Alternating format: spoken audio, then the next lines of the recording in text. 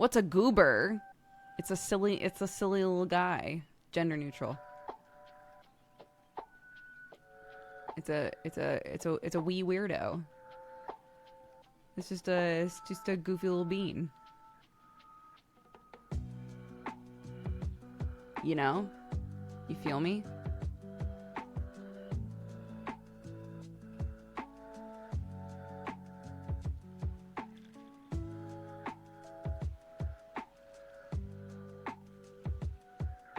Good morning, everybody. Or afternoon, or evening, or like whatever, you know? Yeah, at the end of the day, we're all goofy goobs, you know?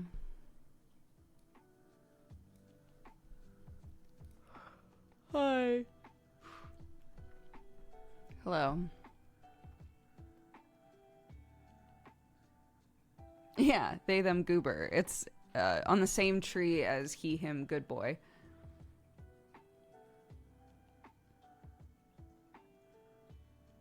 You look great in a beanie. Thank you. I wear them often. I keep thinking about getting another one, another Lucy and Yak beanie, because I love this beanie so much. Sounds like you need a cup of coffee. Already covered, dude. Got it. Already did that.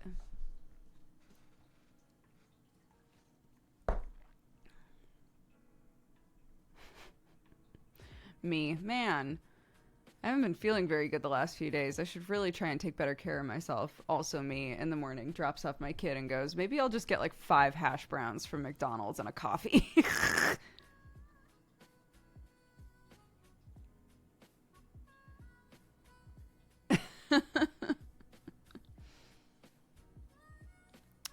Look, the hash browns, they're for my mental health, you know?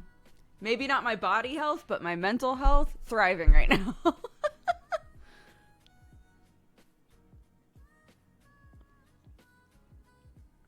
This is why, in the Peppa Pig game, no spoilers, but in the Peppa Pig game, a hash brown is like the hottest thing in Hollywood. Because they're just good. They're just tasty.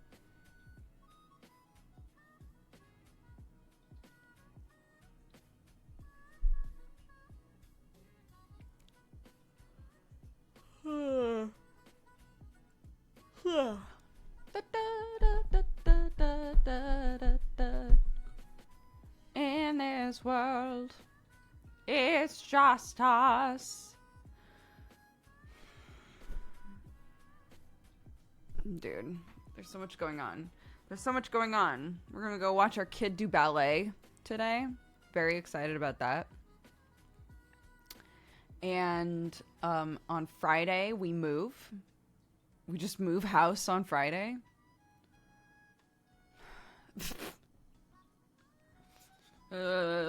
So, I know. Friday. Yeah. 2 days. 2 days from now. So I get to go watch my kid thrive and do an activity that she loves and perform it. And then I get to stress for the rest of the week about making sure that we get everything out of this fucking house. Aside from our work zones.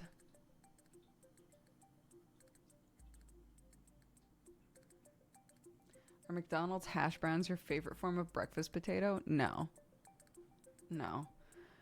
Patty hash browns will never hold a candle to just shredded grilled hash browns. But one of them you can get in a drive-thru. So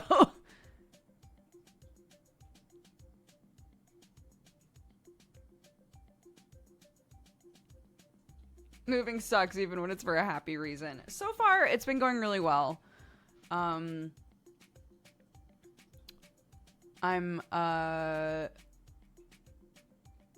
I've chosen like a couple of different paint colors for things, which I'm really excited about. So I'm excited to like do some painting. excited to just get all the big stuff over to this new place and start settling in and all of that. I'm excited. I'm excited for all that, you know. But yeah. It's just a lot.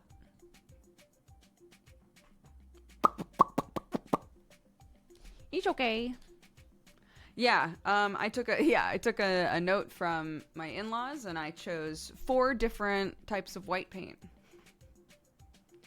No, the color, so the dining room, which is the room that is red, primary color red.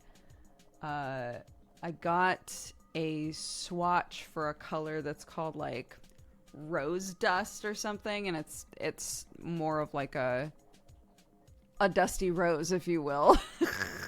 It's like a soft, like kind of purpley, like a really light mauve color.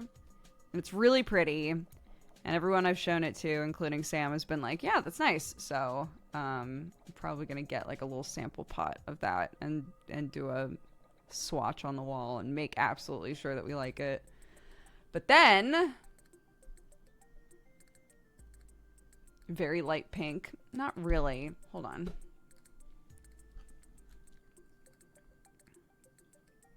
Oh my gosh. I don't even know how to find a color like this.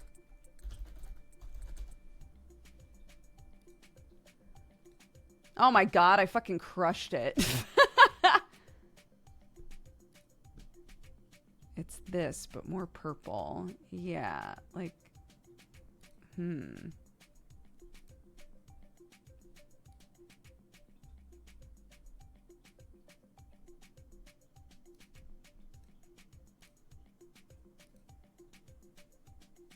Yeah, I guess like this kind of a thing.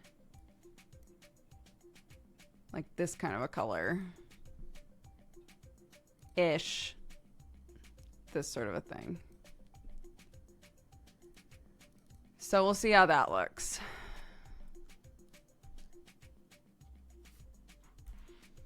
But I think using red as like the base.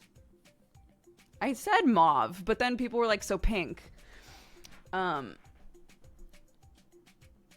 think using red as the base for that will work fine. I think.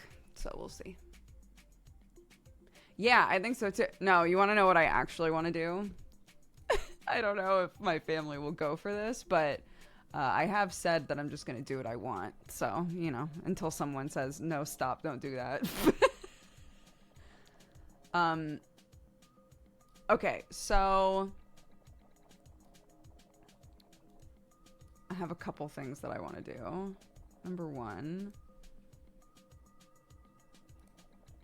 look at this fucking wallpaper.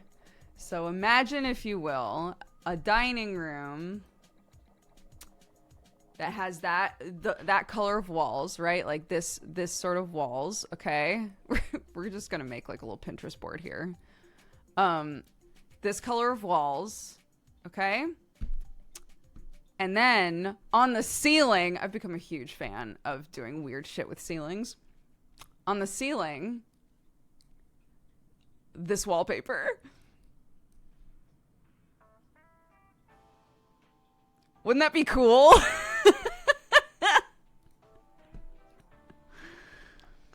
It would be so cool. The only issue is I would also have to change on the ceiling. Yeah, so you look up and you're like, Jesus! Venus, she's looking right at me. Cool and unnerving, exactly, which is what I want the whole house to be, right? I would have to also change the lighting is the problem. Because it's just a normal light in there now, which makes sense. Why would it be anything other than a normal light in there now? So I would need to figure out a light to put in there that would make sense. The ceiling light drooping out of her nose. That was the other thing I was thinking about, is I was like, I need to figure out where like her face goes in that situation.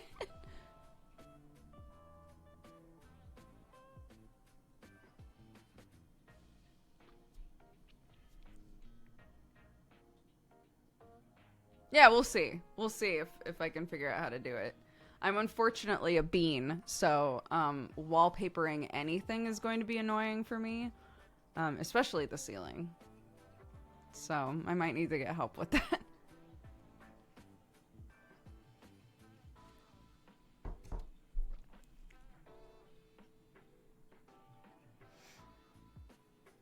Luckily you have a Sam. I do have a Sam.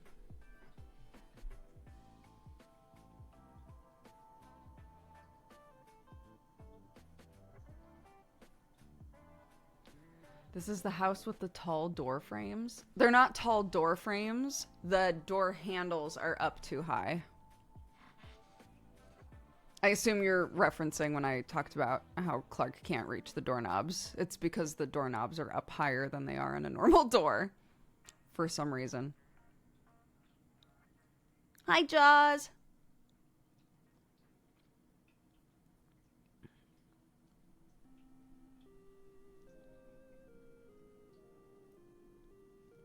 Ba ba ba ba ba ba ba ba.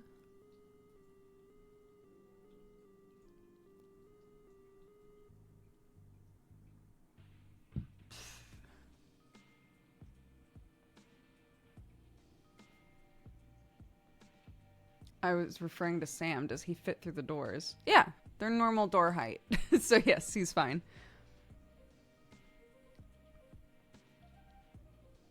Maybe they got sick of their belt loops and dressing gowns getting caught on the handles. I love that idea. That people in the house were just wearing too many cool flowy garments and they kept getting caught on things and they were like, enough!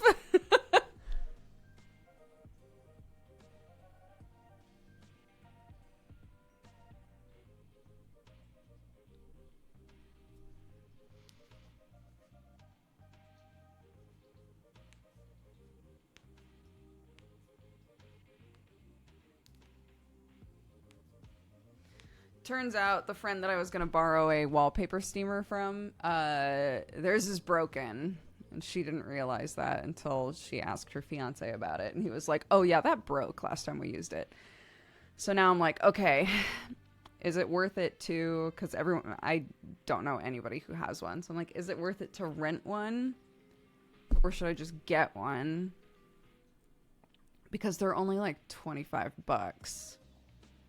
I don't know how much it's going to be to rent one, but I'm guessing it would be around the same as the cost to just get one. So I don't know. I don't know.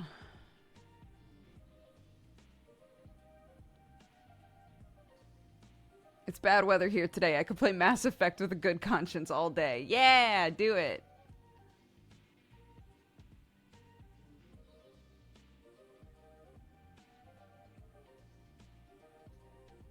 No, none of the libraries near us do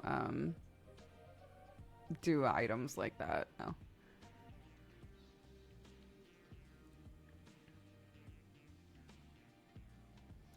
Yeah, it's a lot of wallpaper. Pretty much every single room is wallpapered in some way or another, and we don't like most of it.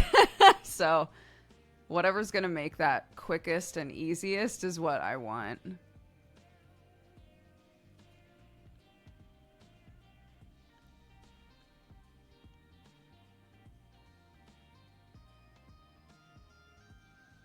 I have no idea. I don't know if there's more than one layer of wallpaper. No clue.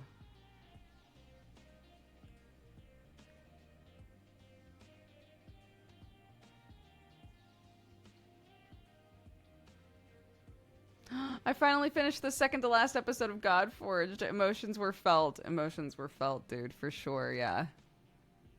One left. One left. Joe sent us a questionnaire today that was like, hey, if we haven't talked about the epilogue for your character, here are some prompts. Think about NPCs that you would like to see closure on and stuff like that. And I was like, ugh, I'm gonna cry.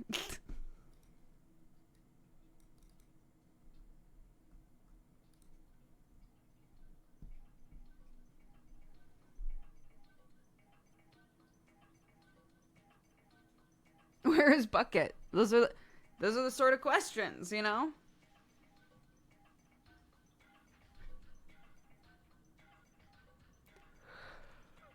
Oh my gosh, there were so many clips from the Peppa stream yesterday.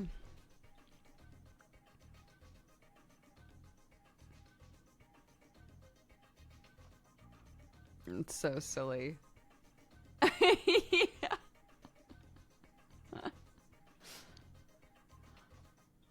Uh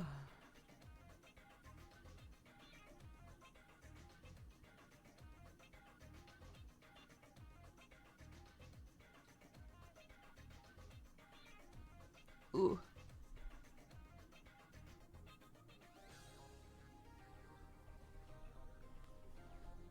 But it's okay. Today we're gonna I told Octo when I saw this game, Mortal Sin, he showed it to me in a Discord call, and I said that it felt like the video game version of a ransom letter.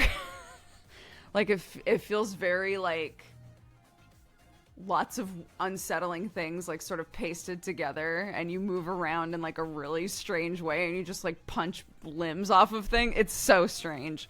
It's super weird. We'll definitely have a warnings list for this game. Yeah, it looks very chaotic. Yeah.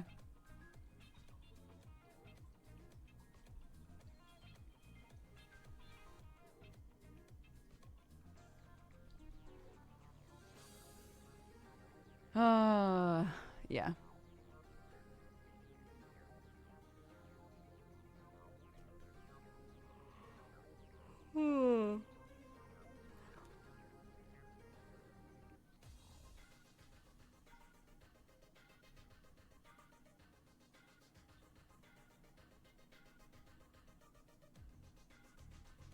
Oh, you missed the Australia bit of Peppa?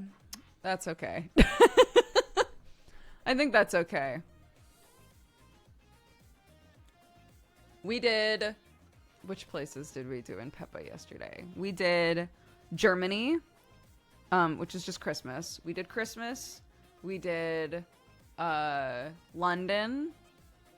We did Australia. We did Barcelona, New York, Hollywood.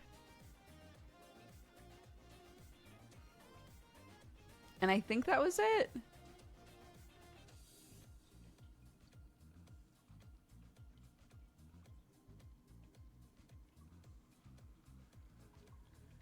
Yeah, I said London. So the ones that are left are... We still have to go to Italy.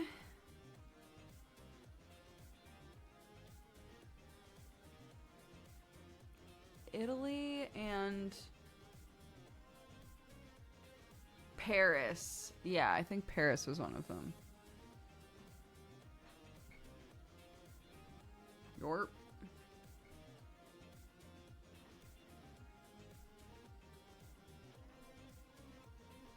All aboard! All aboard! Ah! Mm-hmm. It's so funny to me. They took a cruise ship to London for real. Sorry, I don't mean to be spoiling the Peppa Pig World Adventures game for you, but you take a cruise ship to every single place you go to, including London, when the pigs live in England already.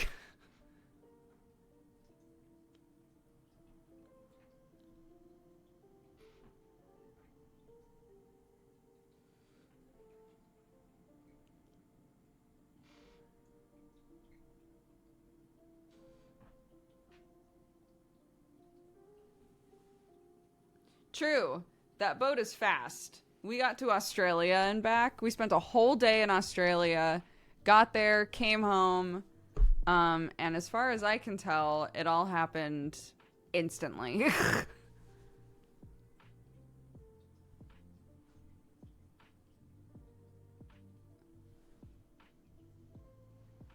This is a cruise ship. It's fucking gigantic.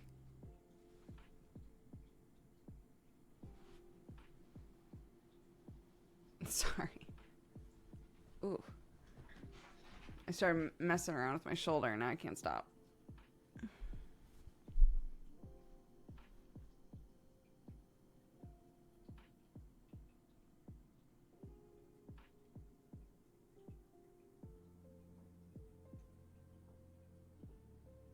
Did our dads ever actually stay and listen to us? No.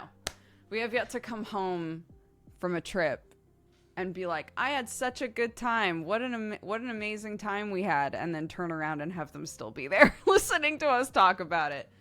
No, that hasn't happened yet. But they did go with us. I won't spoil you on where, but they did go with us on a trip.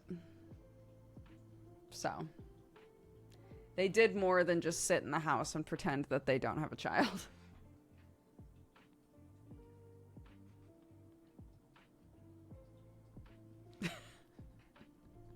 Remember when we did like Light Beastars RP inside of Peppa Pig World Adventures? That was pretty wild.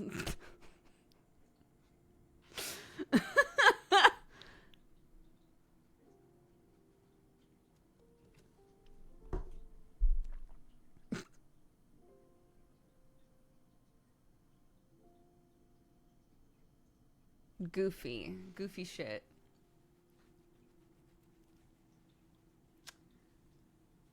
Anywho, cute.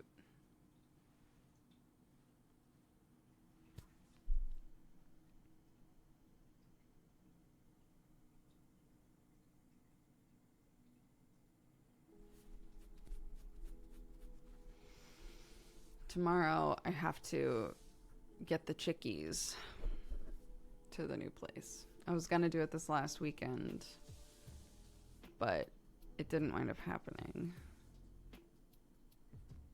But we have to do it before the move tomorrow because the move's gonna be too chaotic and they can't be just like, they can't be there.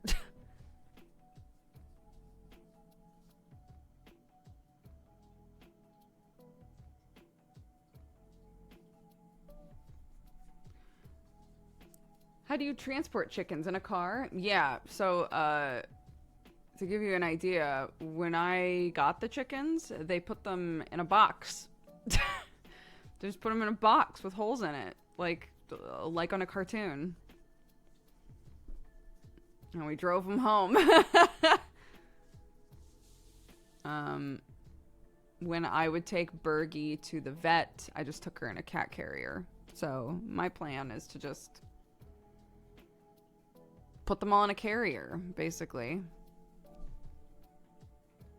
Or trap them in their coop and then put the whole coop in the truck and transport the whole coop there. I have no idea what kind of chickens they are. No clue. They lay eggs.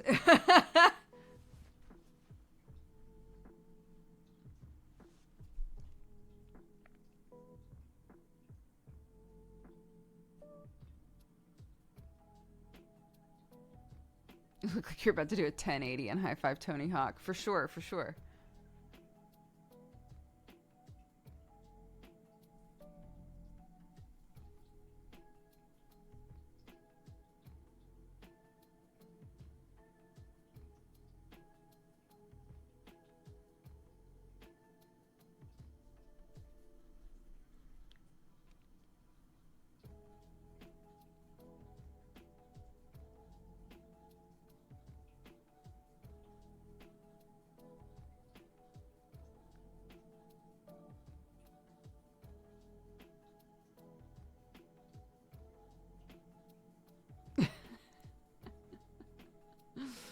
Yeah, sorry, I'm spacing out a little bit, but yes. I don't know what type of chickens they are, but they're not overly big. They don't have like really big feathers or a huge tail or anything like that. They're just compact little ladies, you know? Hi, Tolosi. Yeah, they scream when they lay eggs, like many chickens.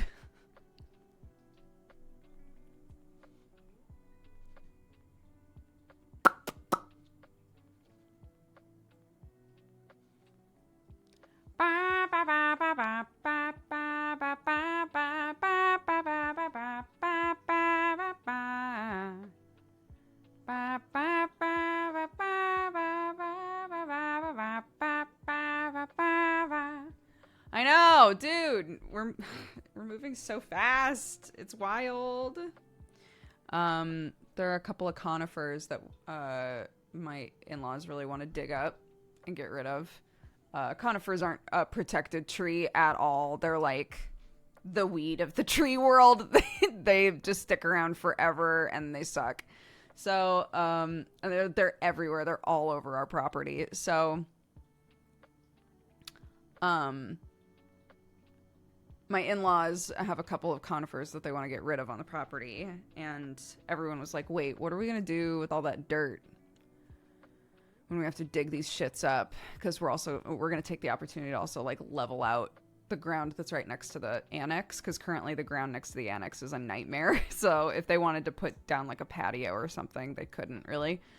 So they're like, what are we going to do with all this dirt? And I was like, put it in garden beds. We can put it in the garden beds. Just mix it in with some like really good quality compost, right? And it'll be fine. We could use it it's in the garden beds, maybe. And this is when everyone turns to look at me and goes, "What garden beds, Brooke? There's nothing there yet." And I go, "I know. Just give me a minute."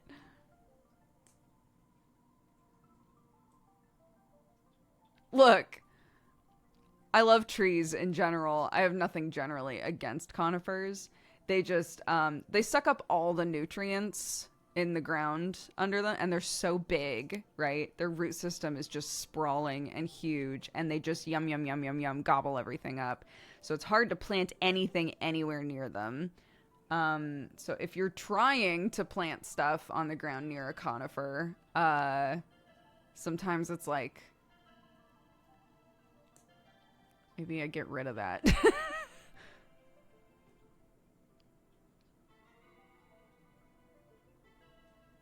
I didn't know people disliked conifers. I don't think anybody dislikes how they look.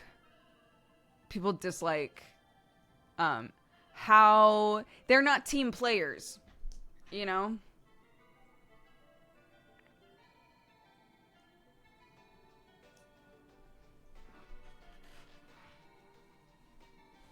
Yeah, well, I figure if we, I mean, I'll have to do more research on this, but if we, incorporate a bunch of compost and then plant something like sweet potatoes, things that are going to, sort of encourage like natural fungus growth in the soil, that'll really help it out. Things that are going to just put good stuff into the soil for us, you know? I don't need to be growing anything like super exciting this year. I'm down to have this first growing season be like, let's, you know, try and get the soil in a good place, you know?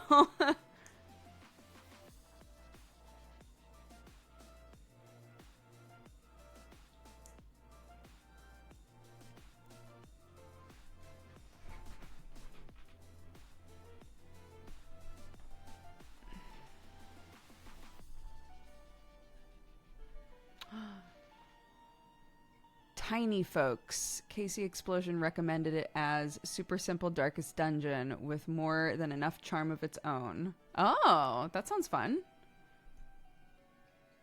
It's my first spring as a homeowner. I'm hyped to plant shit. Yeah, I wanna like focus on getting things set up on you know, planting stuff that's gonna put good shit into the soil for me so that the following year, we're hopefully setting ourselves up for success. And then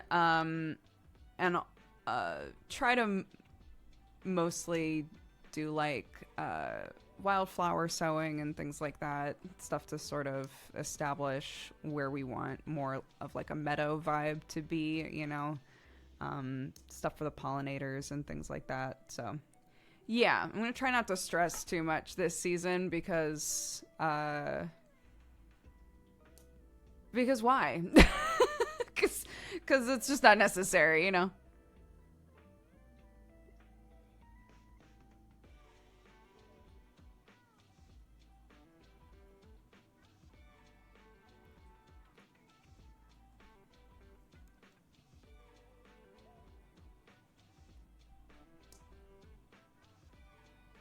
I did grow up on a farm, yeah. I did grow up on a farm, and I, from being on a farm, I remember my dad having to incorporate and change up the pH, the grit, the moisture retention, everything about different areas of our property depending on what he wanted to grow. And it was a whole finicky thing. Yeah.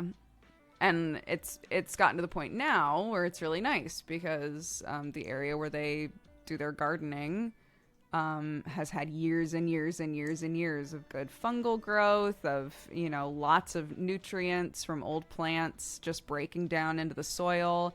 Every year, a bunch of stuff just regrows that they didn't even plant. And it's fun. It's great, you know, and that's a great place to get to.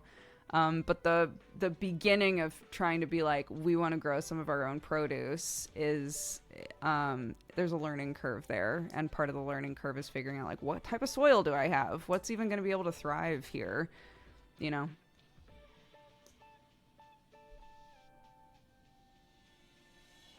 I've got that new build garden. They stripped the topsoil and put down turf. You know what? Honestly, I don't mind that. Like, if you want to have a lawn, if a lawn is like useful for you, and you know, sometimes just putting down turf is just easy.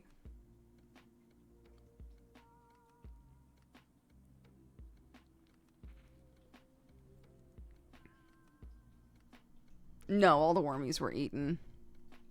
We'll have to start over again with wormies.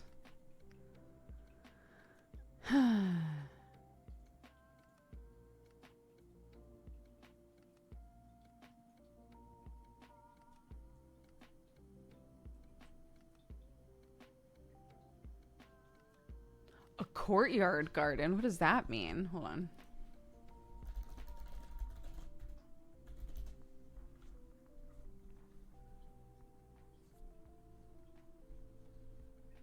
What is a courtyard garden?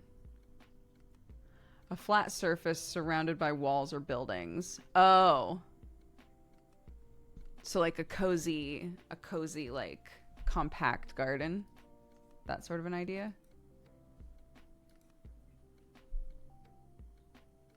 I keep forgetting that we're only allowed to put agriculture buildings on the property because I keep being like, oh, it would be so fun to, like, I get, you know, technically, if I wanted somewhere out there that would be like a nice place to just like sit and have a coffee or whatever, it could be a greenhouse. Could just make or get like a nice greenhouse, and that totally counts.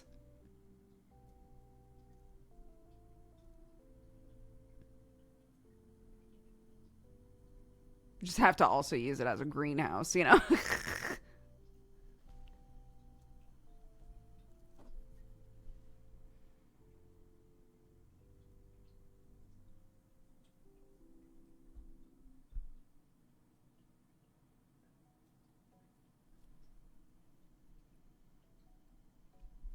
Yeah, we have a lot of land.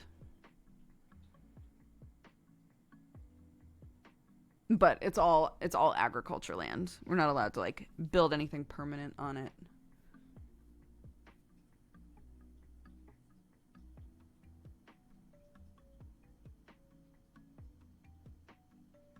We found, oh my god, Clark and my mother-in-law found a rabbit warren at the front of our house. They found a bunch of holes, rabbit holes, all over the front lawn. And my father-in-law was like, well, time to cover those up. And we were all like, no!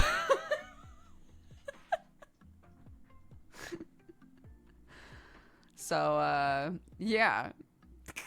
Got a bunch of little bunnies. We haven't seen them yet. But we found a bunch of what are obviously rabbit holes.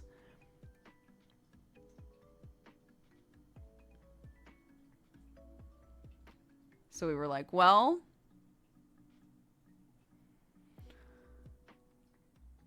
we'll have to watch out for that. Because the second we start growing produce, they're going to be like, let's fucking go, dude.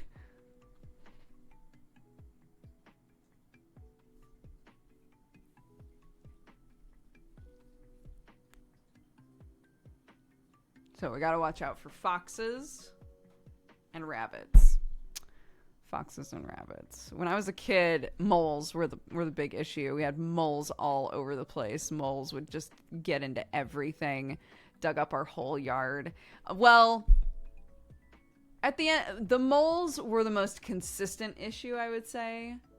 But the thing that actually destroyed stuff on like a, year by year basis was when the cows would get out. When our neighbors' cows would just show up on our property and like walk all over the yard.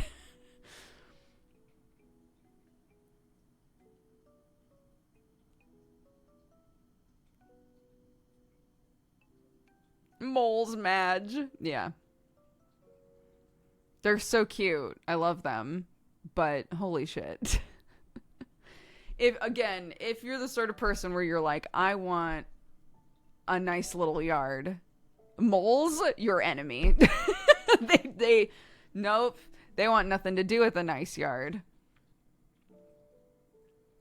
They can be cute somewhere else. Mm-hmm.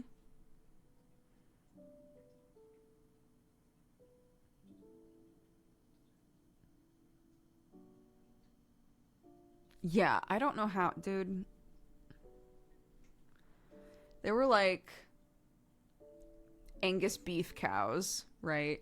So they were worth a decent amount, these cows. I don't know why this man had such a problem keeping them on his property.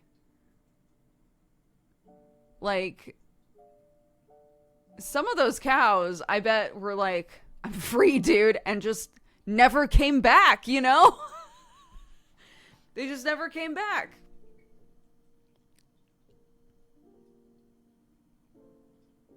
That's a lot of money to just like oopsie. I mean, look, I'm rooting for the cow. I'm glad. Be free, dude. Although maybe be free somewhere else because the coyotes are vicious out there. But you know,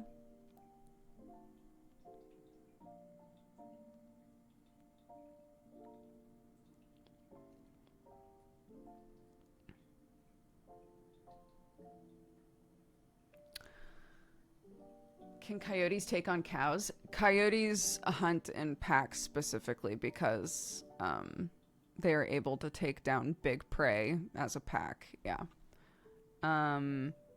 Coyotes are really smart, dude. They have some strats that are just nasty. But yeah. Yeah, they could take on a cow.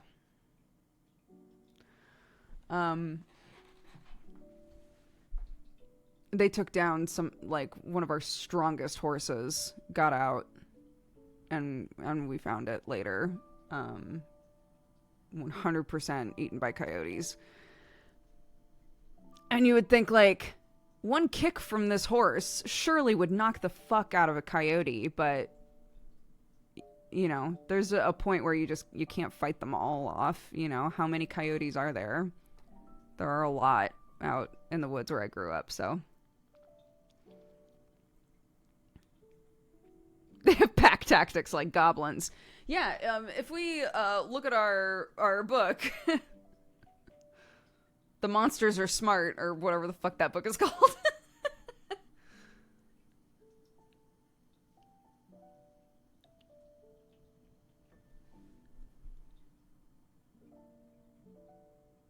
And yet, a single coyote could not take out a single roadrunner, you know? They're just not that smart on their own.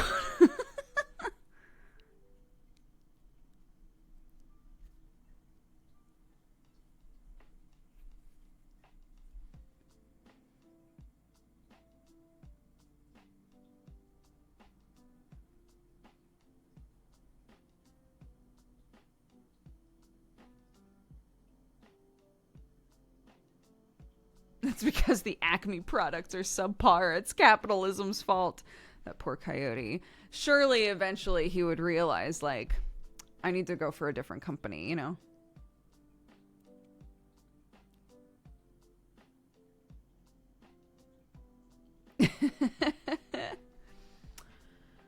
uh,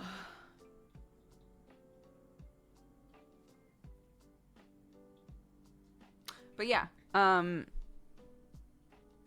interacted with a decent number of farm animals in my life.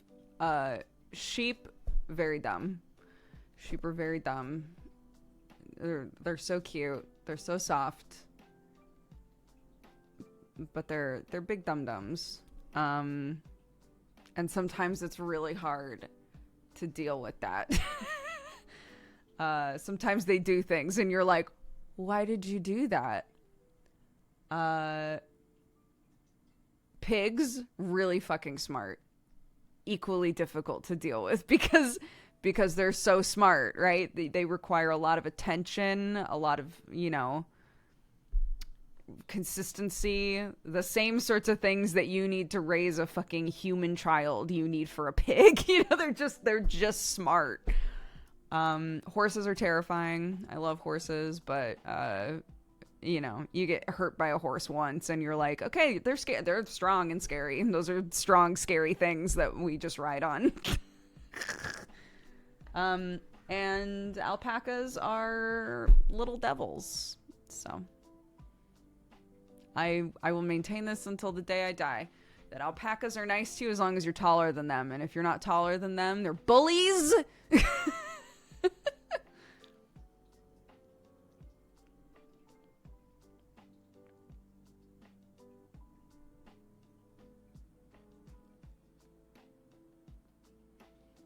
Did you ever have chickens and roosters? As a kid, yeah, we had a ton of chickens. We originally had rabbits. And the rabbits did what the rabbits do and just kept having babies. And my dad was like, because they were technically, from what I recall, they were technically my brothers and he wasn't taking care of them very well. And so my dad reached the point where he was like, okay, I'm gonna sell all these rabbits. We're gonna find homes for all these rabbits because this is getting out of hand and I can't take care of all of them myself. So yeah, got rid of all the rabbits, but we still had this huge, essentially coop, right? So my dad was like, we'll just get chickens and put the chickens in there instead. So we did. And at a certain point, it was my job to take care of the chickens. And I used to do things horribly out of order. And one time I went in there to grab the eggs and I hadn't fed them yet. And the roosters started pecking me. And I ran away and cried. And I said that I was never going to feed them again. And my dad was like, God damn it, kids.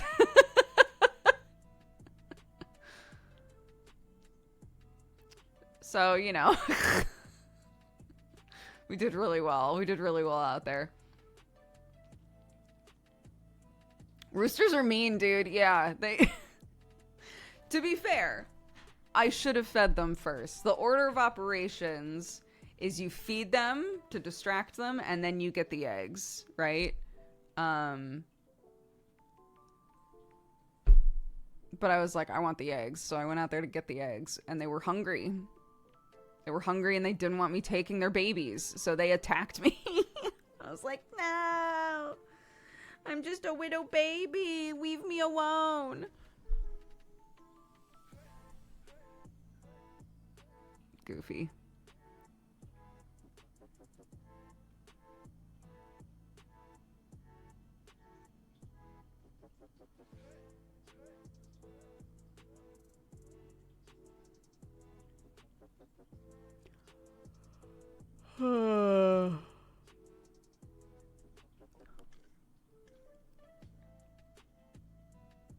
No, we're not doing more Peppa today. We'll do more Peppa next week after the move is done.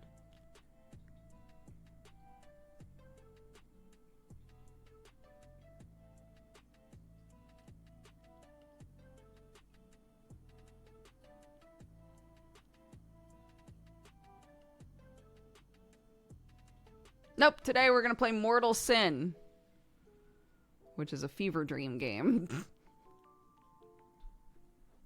Because we love those.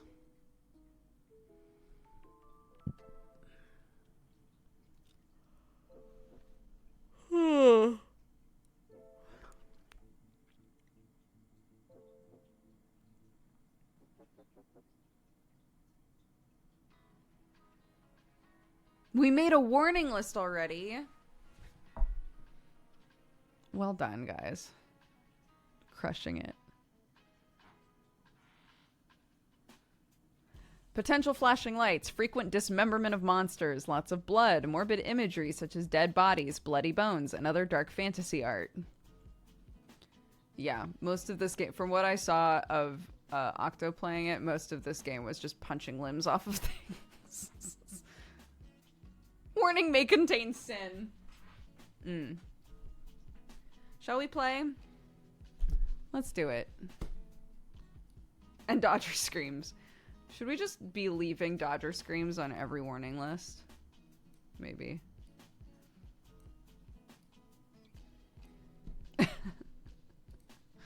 Maybe.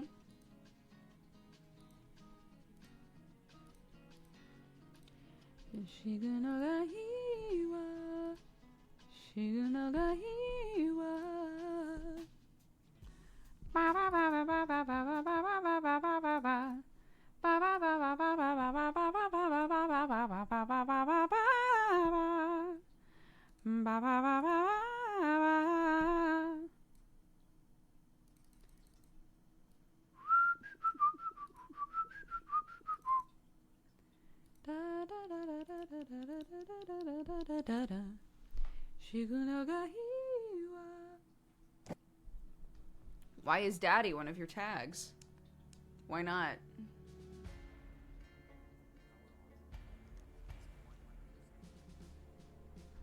Let's go. Should I be using a controller?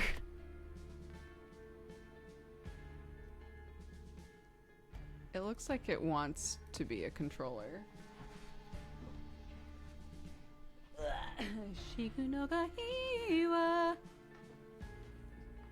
No, Sam also has the daddy tag because one of his mods gave it to him, and I goofed that I should have the mommy tag, and then someone was like, no, you should also have the daddy tag to truly fight him, and I was like, that's fair. So now I have the daddy tag.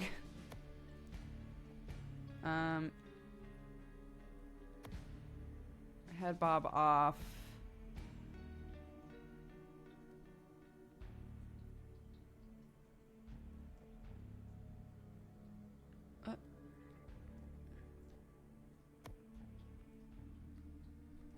Oh, there we go. Okay.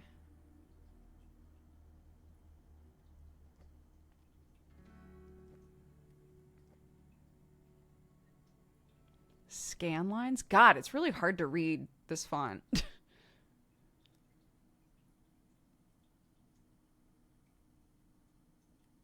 Reduce contrast while recording or streaming. Oh, I see.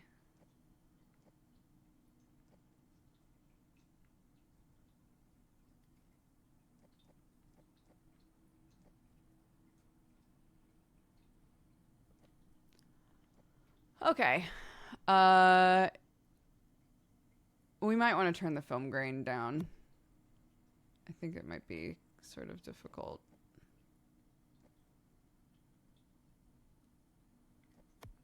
We'll see.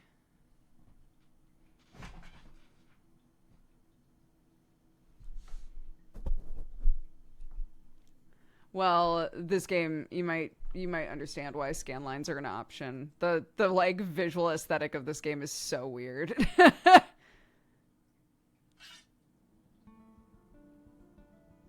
Would you rather be like them, a husk of a soul long past? You have retained your sense of self, that is my gift to you. But who are you really, if not a part of me?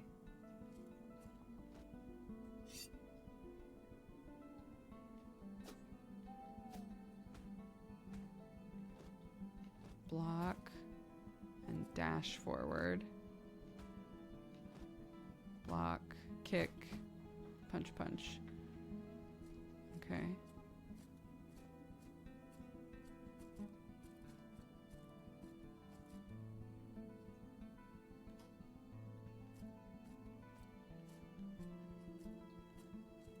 Can I jump? No? Okay.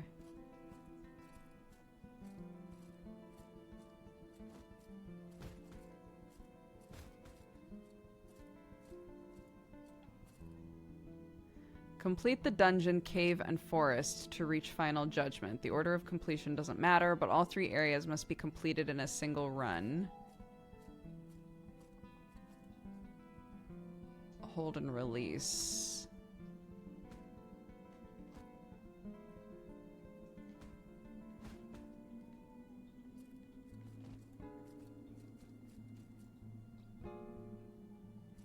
Oh, I see. Each one of these is like a different...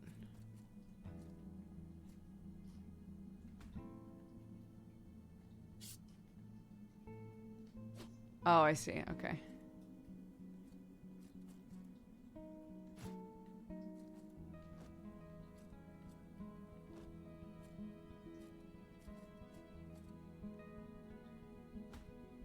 Kick. Bash. Dismemberment wins. Your enemies are unholy beings. Sever all of their limbs to kill them.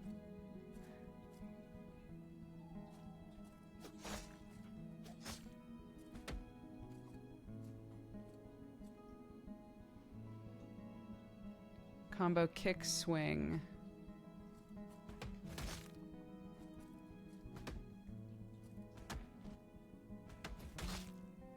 What was the other one? Bash swing. Okay. Okay.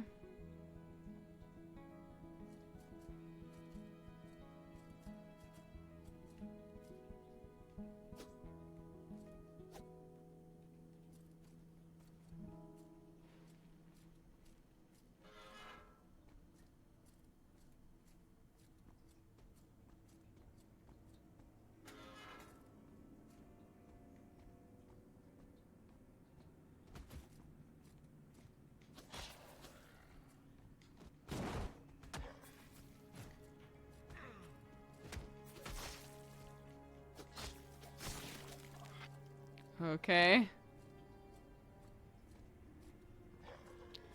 Is blood on our list?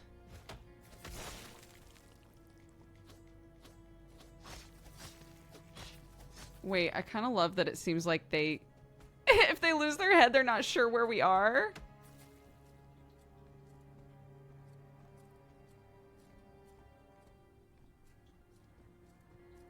That's such a good detail. What the fuck?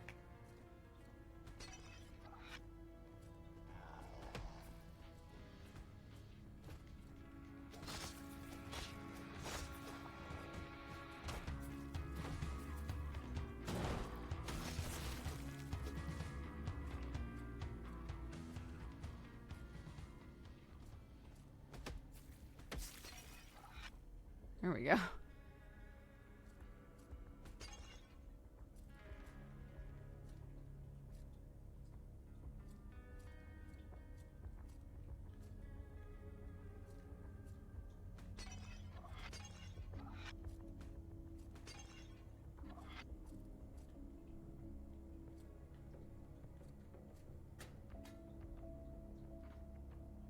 Gauntlets of protection. Sure. Select. Okay. Okay, let's go in here then.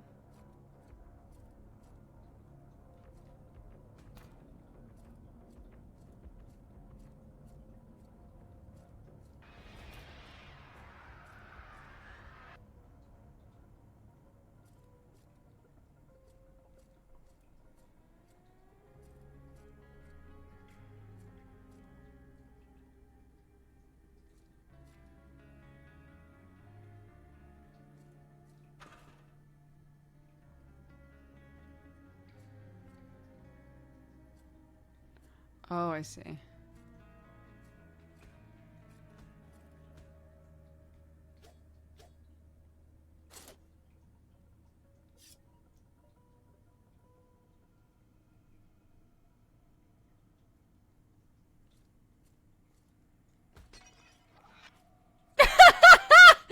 I tried to run away from that. Did you see that? It's like,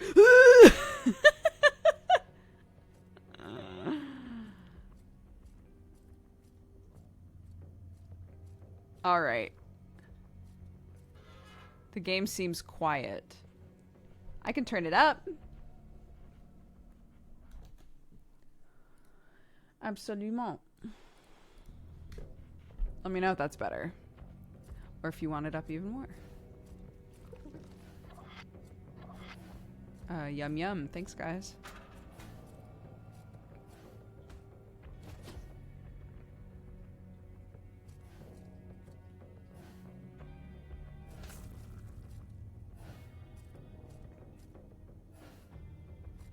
Hello.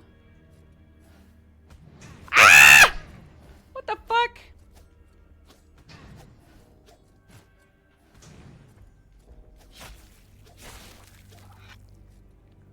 Bro.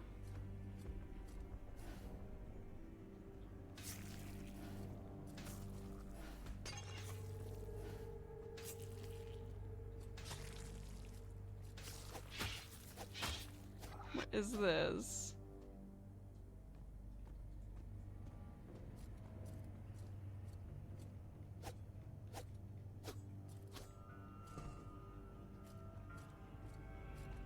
Okay.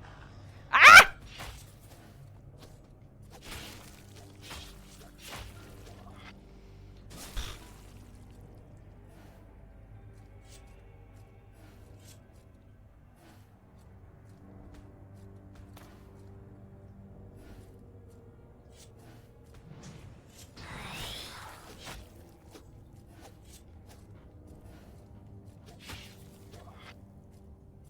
Oh my god, I'm almost dead, dude.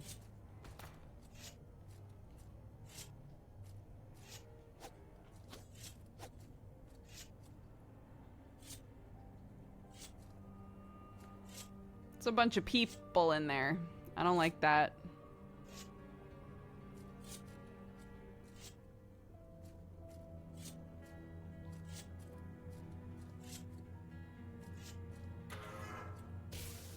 Oh my god.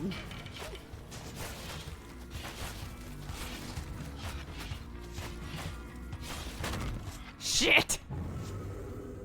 I leveled up though! Hey!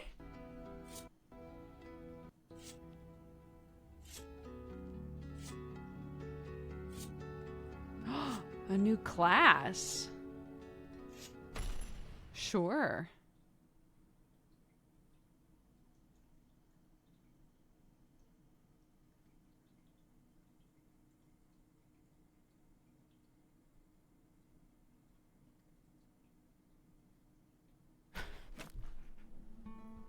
Do not be lured into the maw of sin. You'll become closer to God, but ask yourself, who then gave us these urges if we were not meant to indulge them?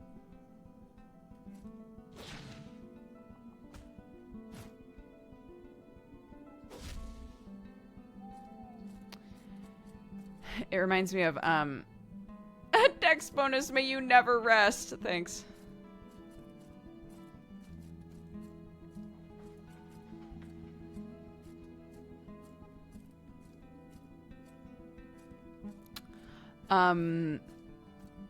There's a Shel Silverstein poem that's basically like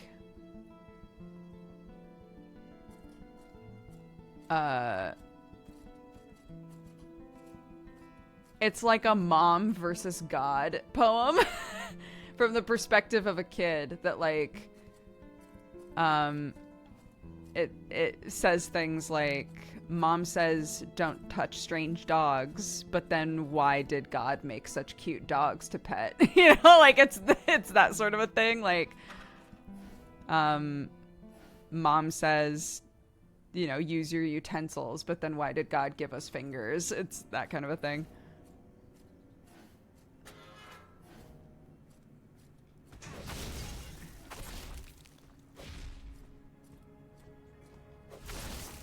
Oh my god.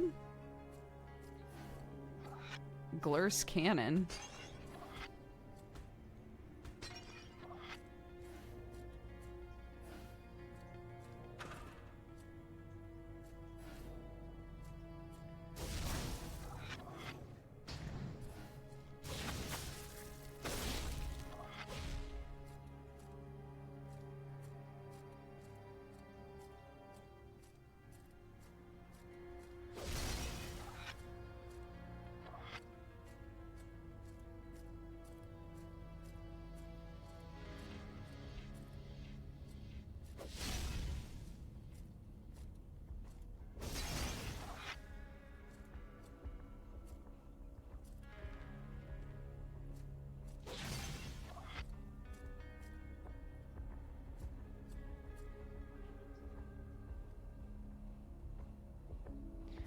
want to go find that poem now.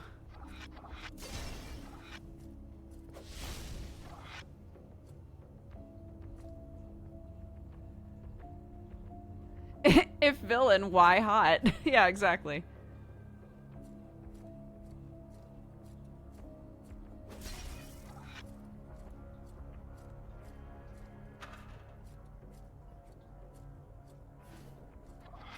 Hold on. One sec. I'm gonna go find that poem because it's really cute.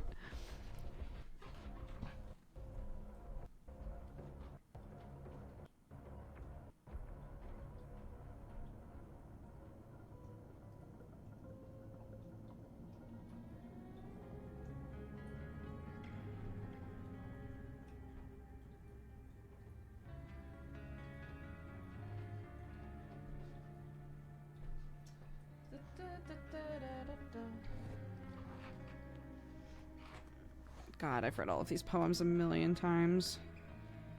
If I could have guessed what Clark's favorite book in the world would be, I would not have guessed a poetry book.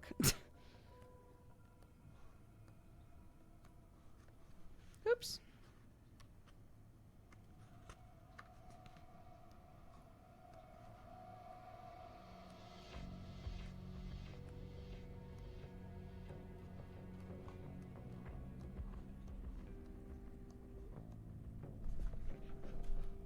Hey, Sherlock.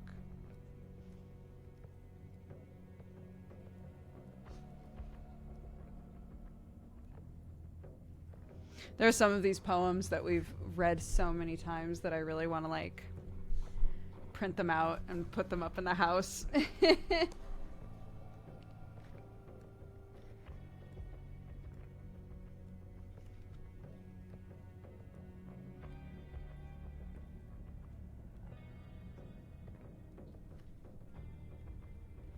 Ma and God. That's the name of the poem. Here we go. Ready? God gave us fingers. Ma says, use your fork. God gave us voices. Ma says, don't scream. Ma says, eat broccoli, cereal, and carrots, but God gave us tasties for maple ice cream. God gave us fingers. Ma says, use your hanky. God gave us puddles, but Ma says, don't splash. Ma says, be quiet. Your father is sleeping, but God gave us garbage can covers to crash. God gave us fingers. Ma says, put your gloves on. God gave us raindrops, but Ma says, don't get wet. Ma says, be careful. Don't get too near to those strange, lovely dogs that God gave us to pet. God gave us fingers. Ma says, wash them. But God gave us coal bins and nice, dirty bodies. And I ain't too smart, but there's one thing for certain. Either Ma's wrong or God is. The mom in that poem sounds real boring.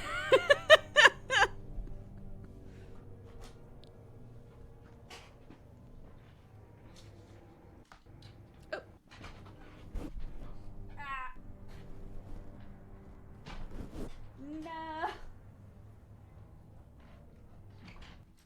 What the fuck happened here? Oh my god, that got real twisty.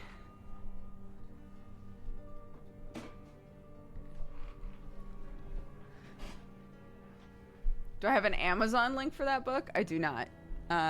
It's an old Shel Silverstein book called Where the Sidewalk Ends, and it's my kid's favorite book in the world. And it's just filled with poetry. Very, like, kid-themed poetry. But some of them are pretty, like... But it's all kid-appropriate. It's just some of them your kid might not get.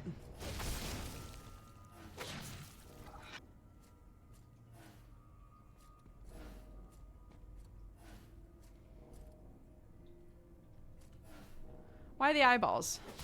Why we gotta do that?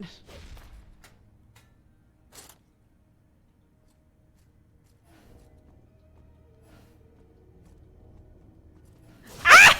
Holy shit, he just came running for me, dude.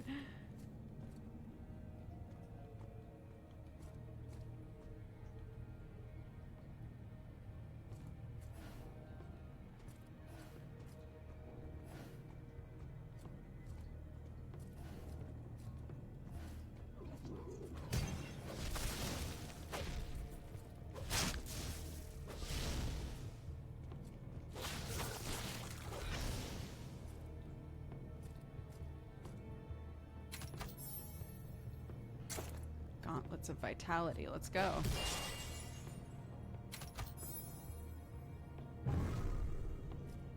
Okay.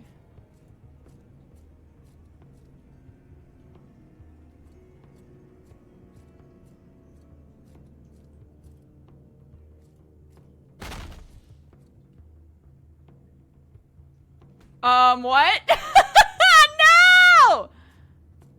Well, my weapon's gone now. So I guess that's what happens when you do that.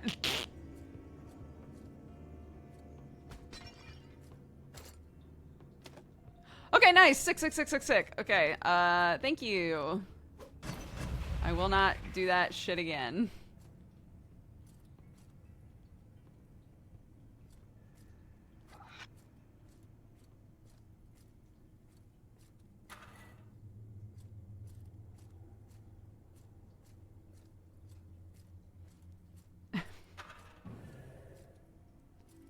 Halberd unlocked.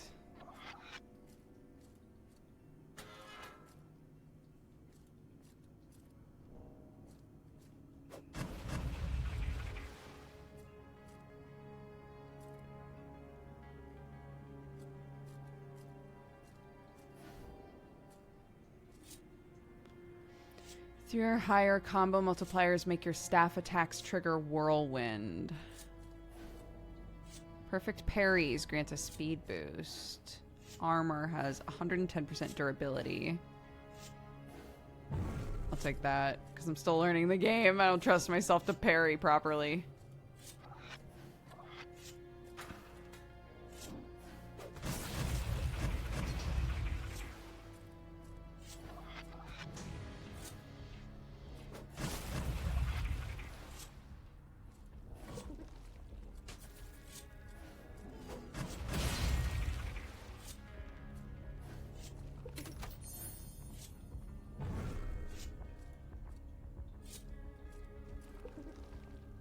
What is that? I don't like these squishy noises, dude.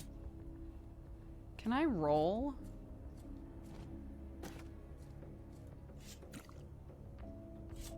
Oh. I have healing potions.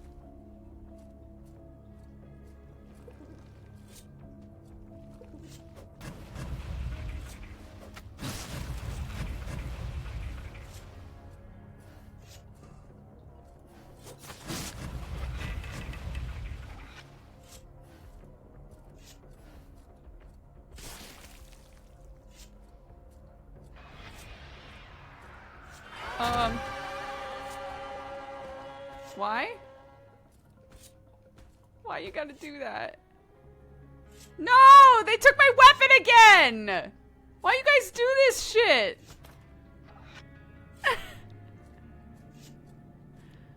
I don't know if jump scares are on the list of things this game does, but fuck you, dude. Rude shit. Wasn't even worth it. There was nothing over here. I'm upset.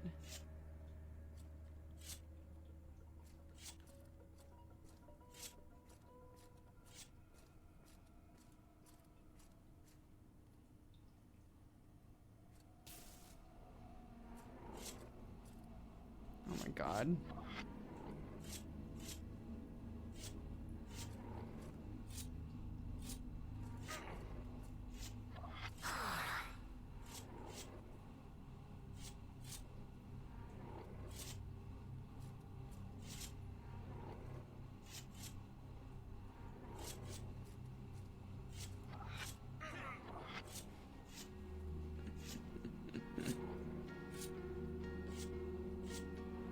All right, fine.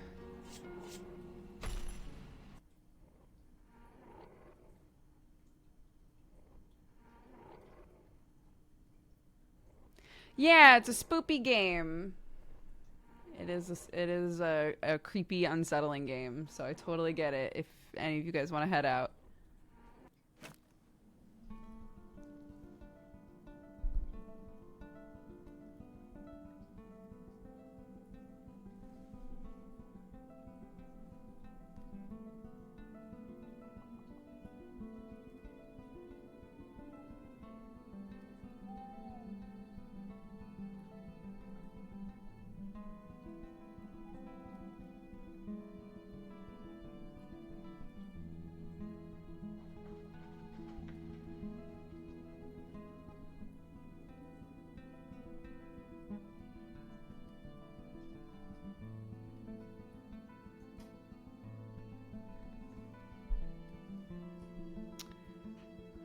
Not your wish is granted, you reject my gift and curse my name. Struggle then, you will find no solace. Come on. Come on, Goofy. Come on, Goofy.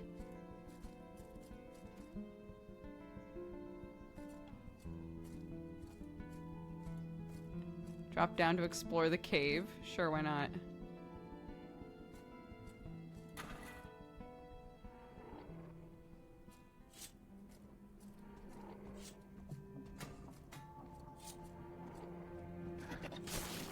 Oh, okay.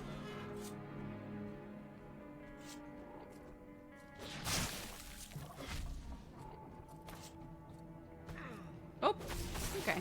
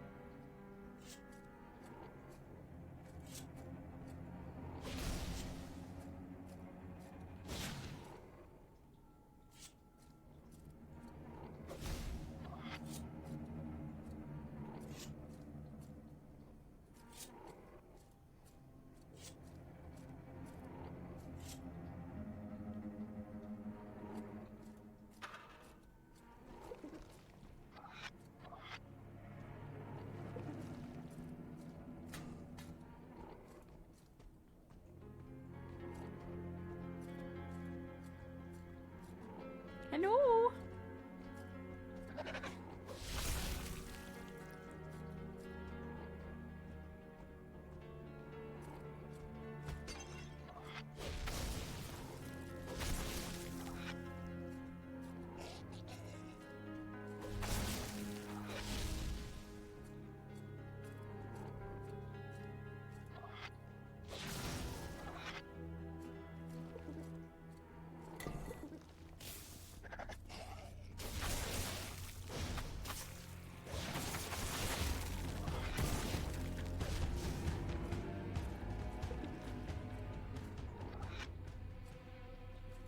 Okay, well that one okay.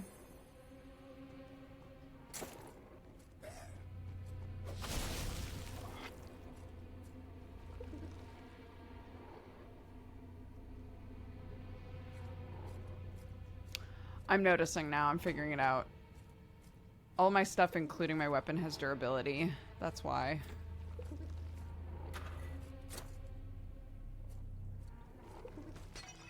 So I should not use my weapon.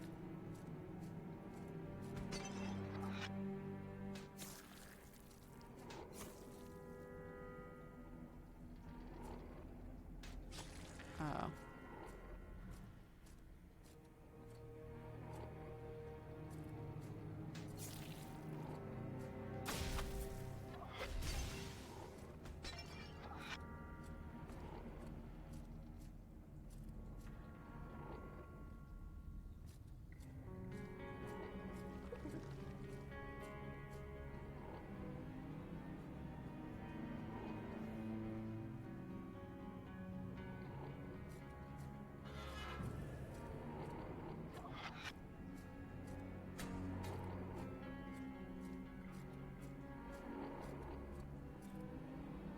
Critical strikes.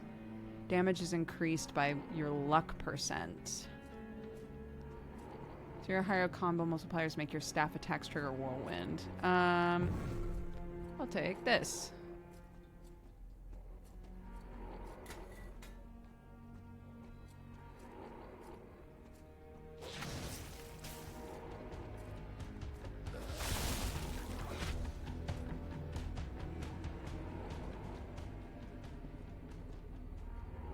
Go away, please. Thank you.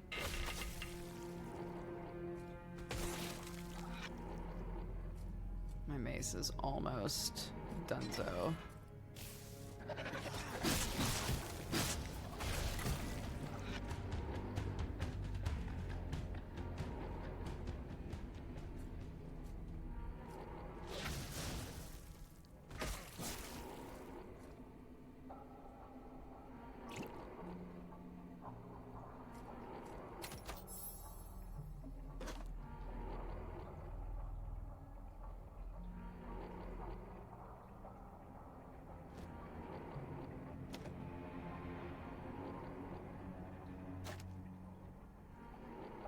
Okay.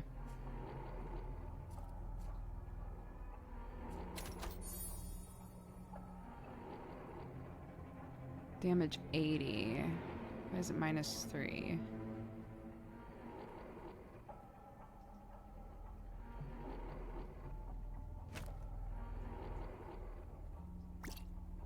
What?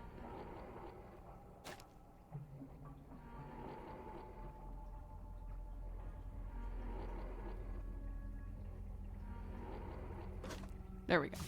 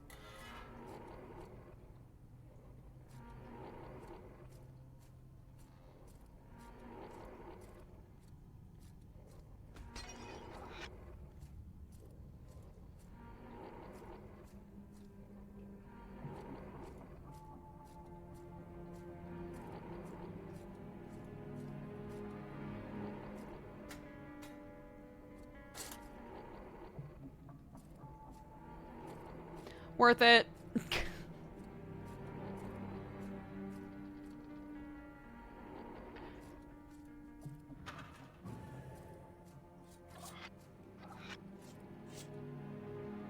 Pressing every floor plate will respawn all of the enemies.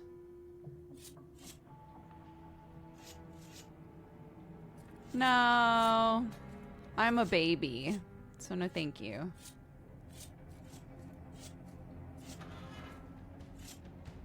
Oh my god. Okay.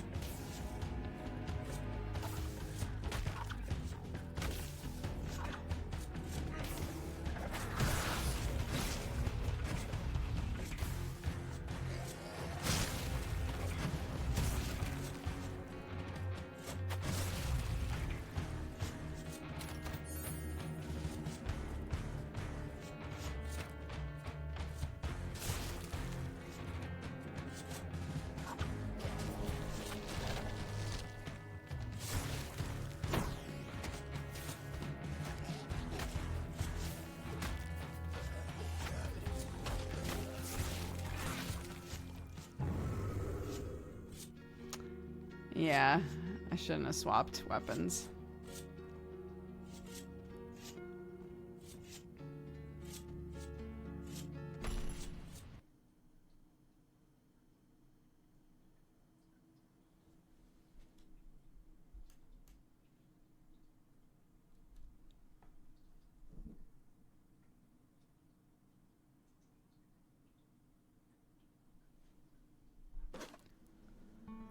In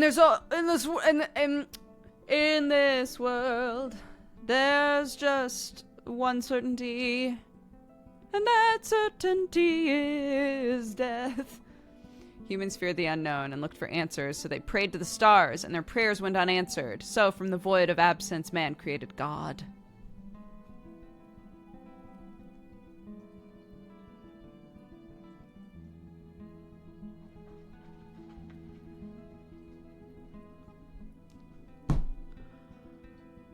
Okay.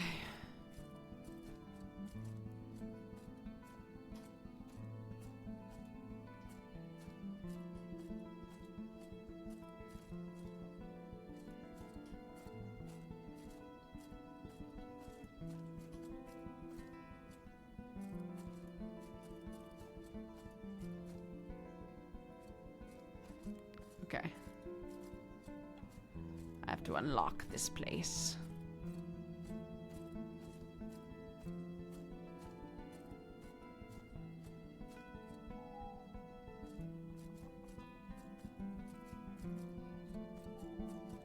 What's up here?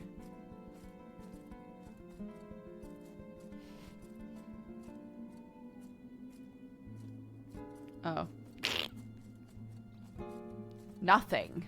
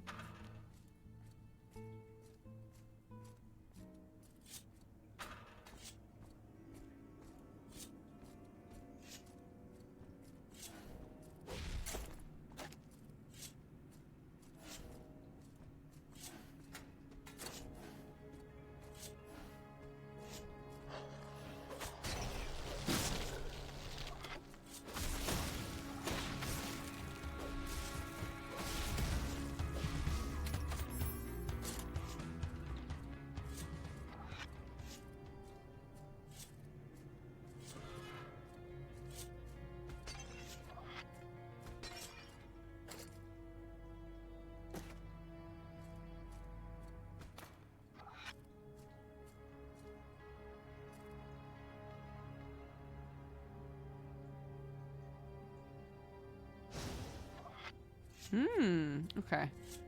So things that I leave behind I can sell. That's good to know.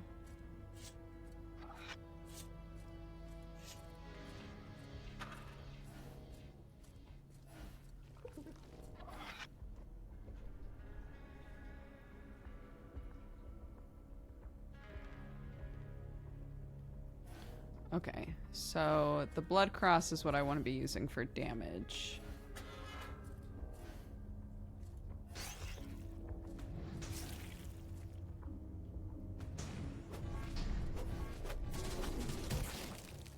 Ooh.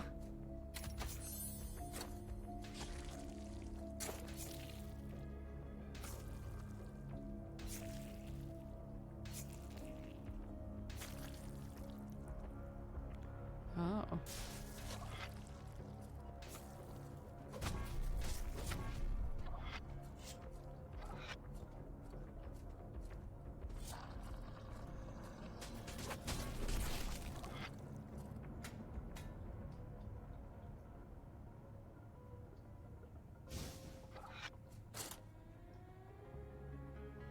More damage, higher cast time.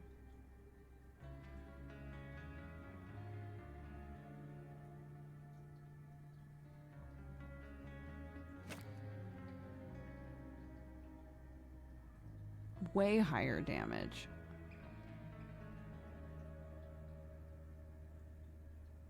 But I do like this blood cross.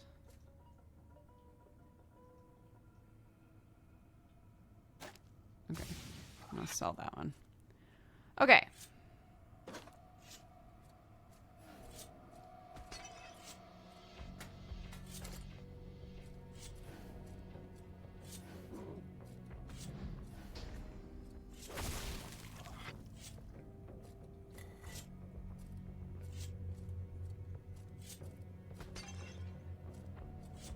Sure are a lot of eyeballs in here, huh?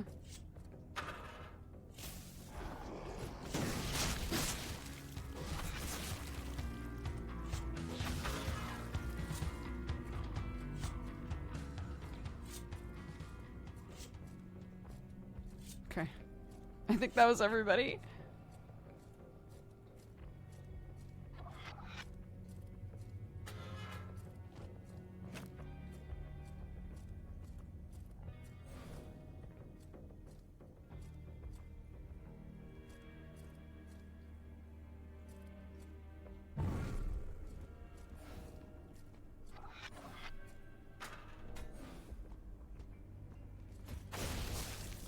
You just came right in, dude.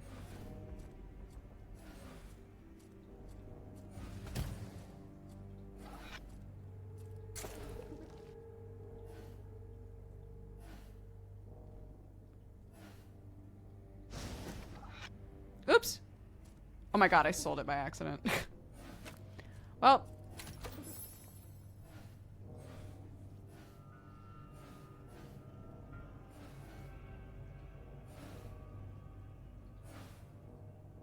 Just to attack and speed.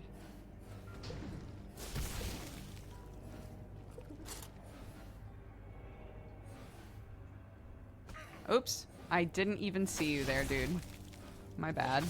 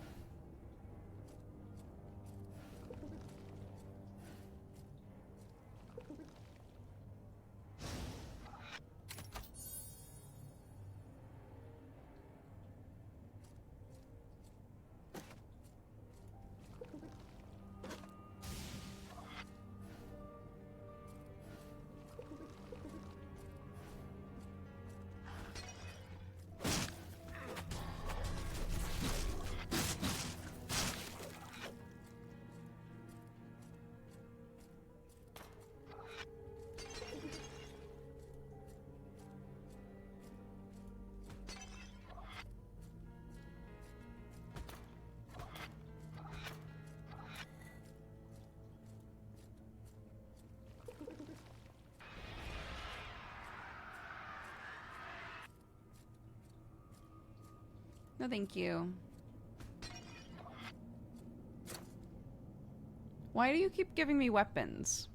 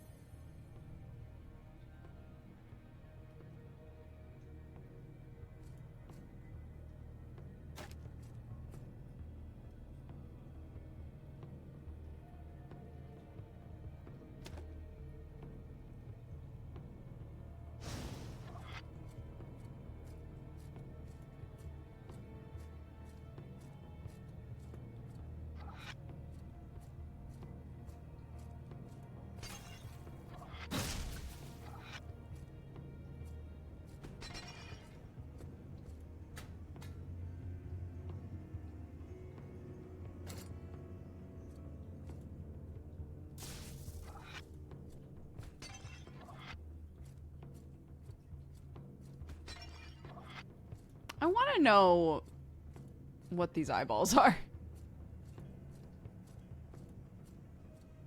Why are they looking at me like that? You know?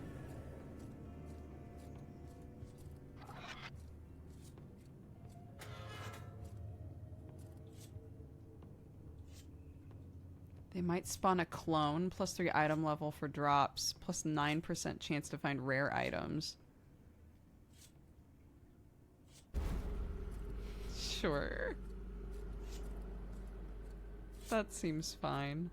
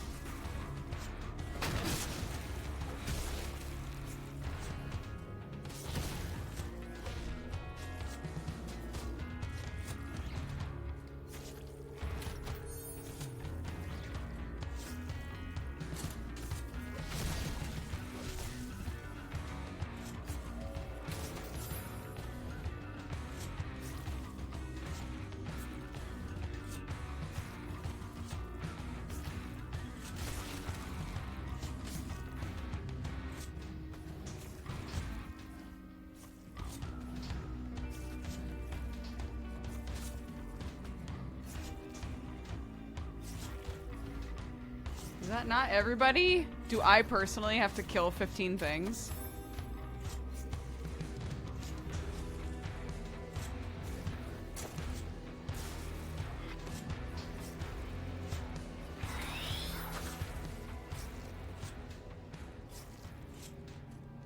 Is it this thing?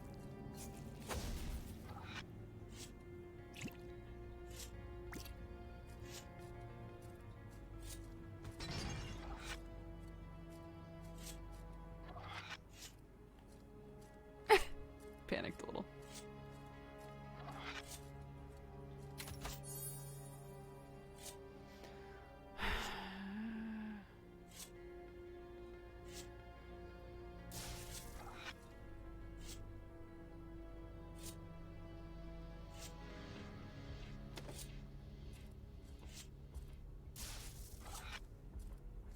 Okay, and what were these?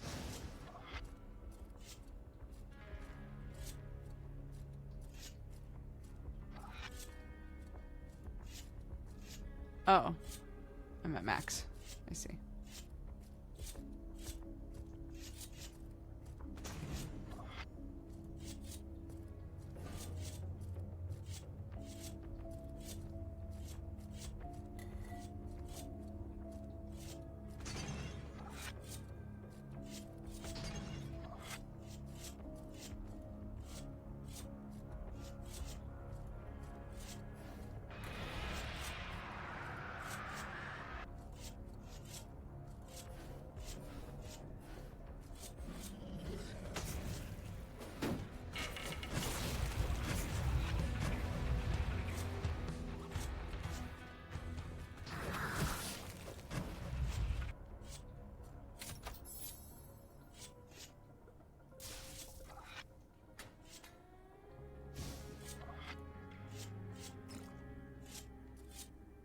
I don't know how I got a charge on that.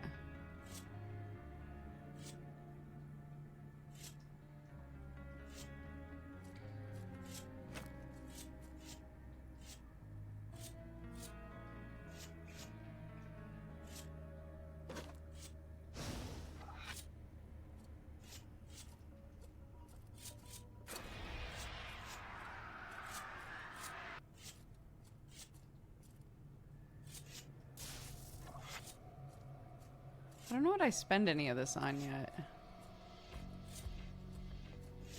So far, I think it's nothing.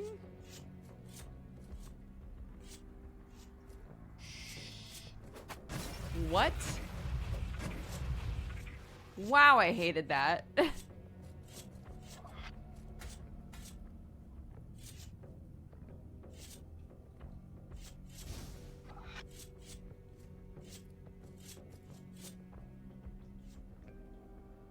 motherfucker took like all your health. I know.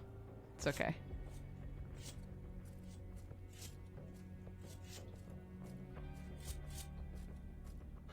This is the furthest I've gotten. Now you can now craft weapons. Sick.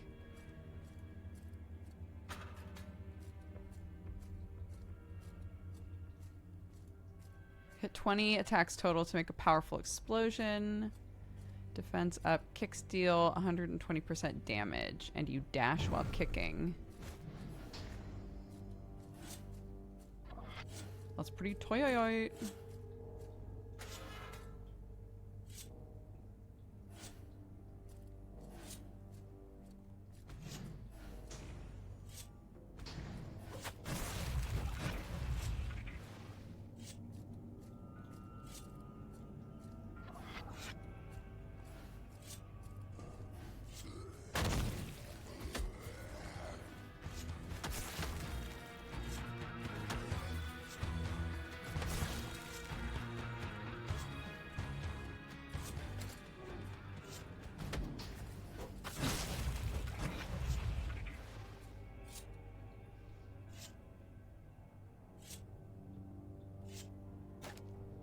Hell yeah.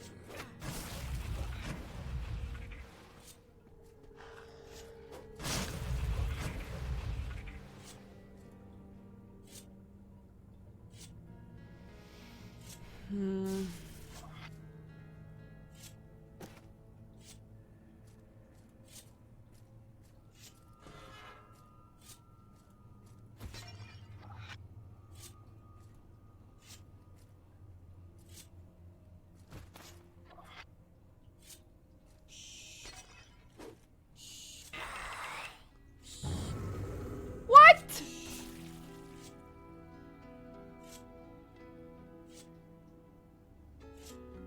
No one said he could reach around.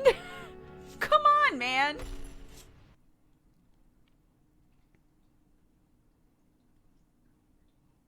Unreal. I was watching Dan play Chia a bit yesterday after we raided. Quite rude, I agree.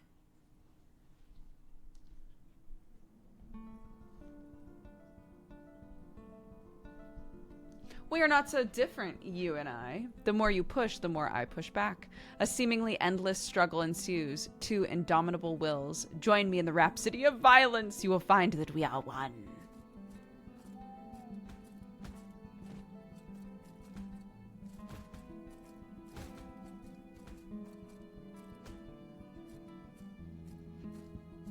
All right.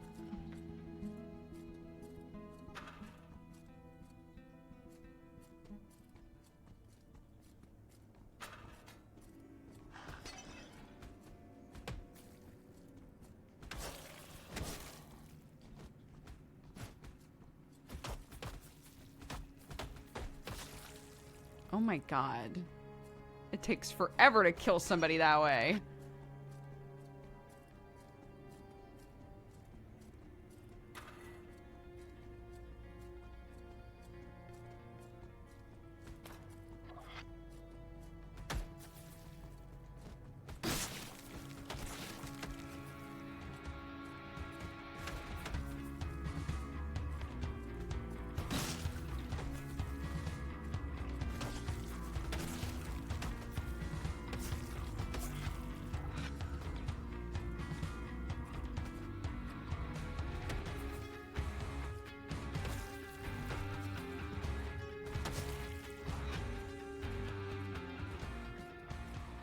All right, monk.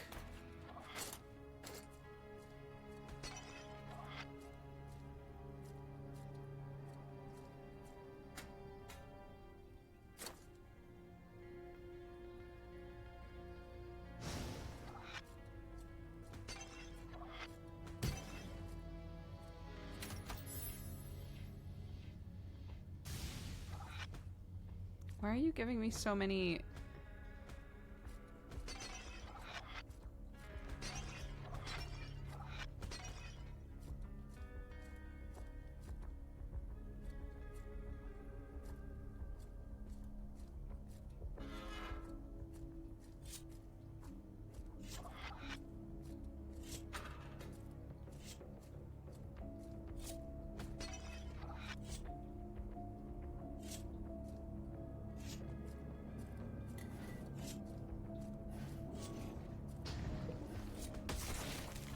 Lol.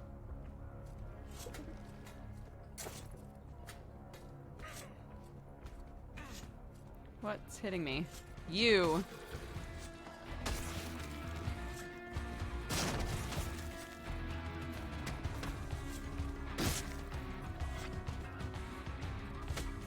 I love that when they're missing a head, they can't figure out where you are.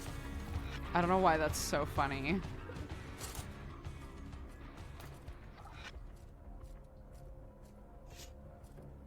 It's just like, it's just such a good little detail.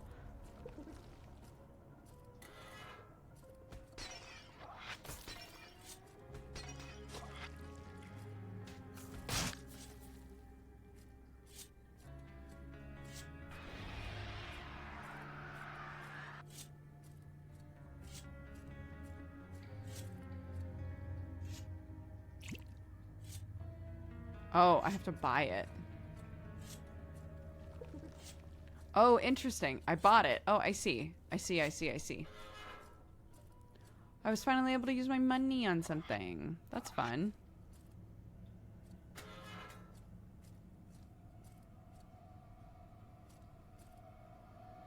Bash and punch deal more damage.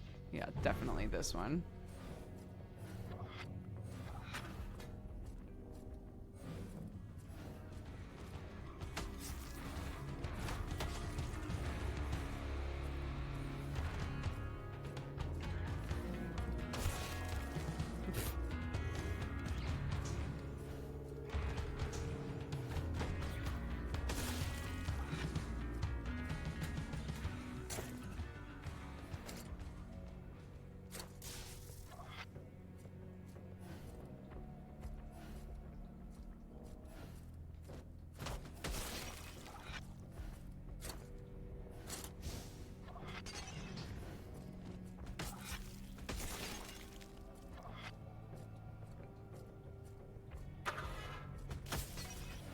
Oh, pardon?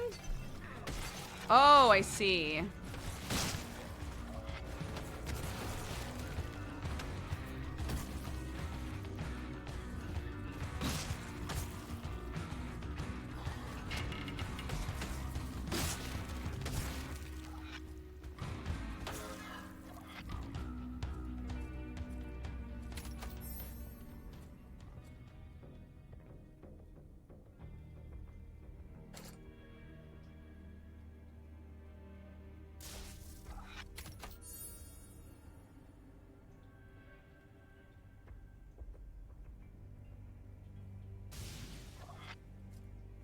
Okay.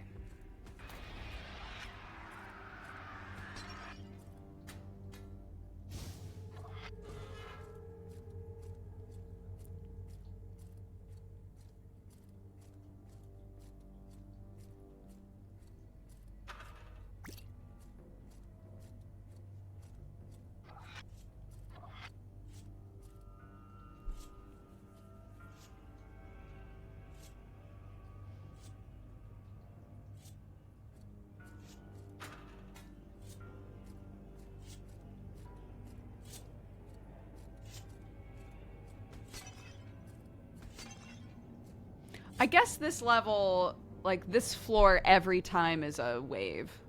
Is like a wave of enemies.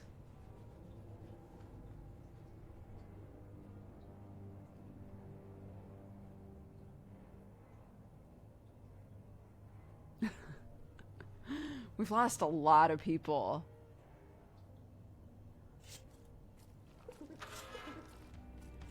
It's too weird to watch, I think.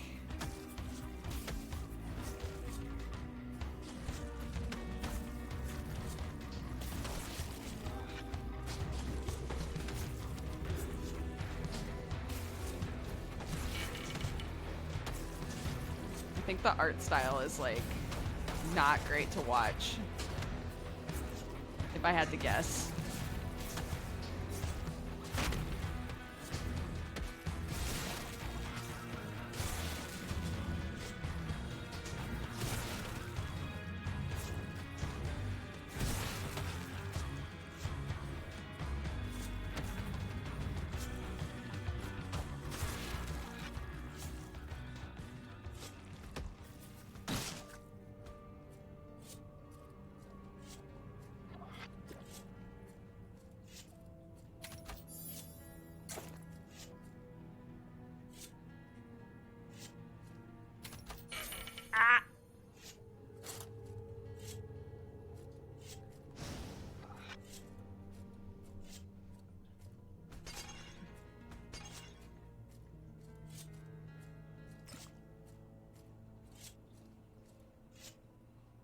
My eyes don't like it. It's very grainy. It's intense in the palette. I'm getting a little motion sick. Yeah.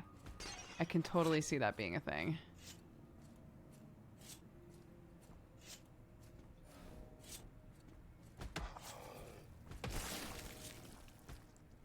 I will tell you, it is oddly fun to play. I didn't expect it to be as fun to play as it is.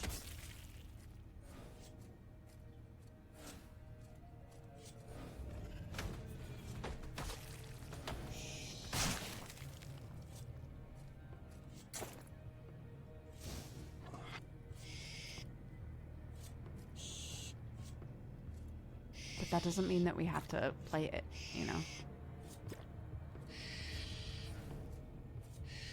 Oh.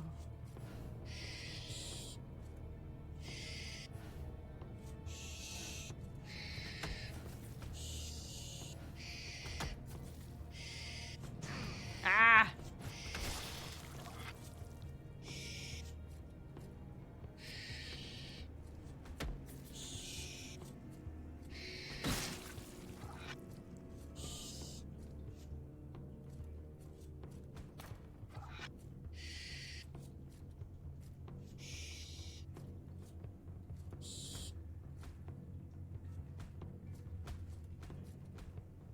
Oh my god.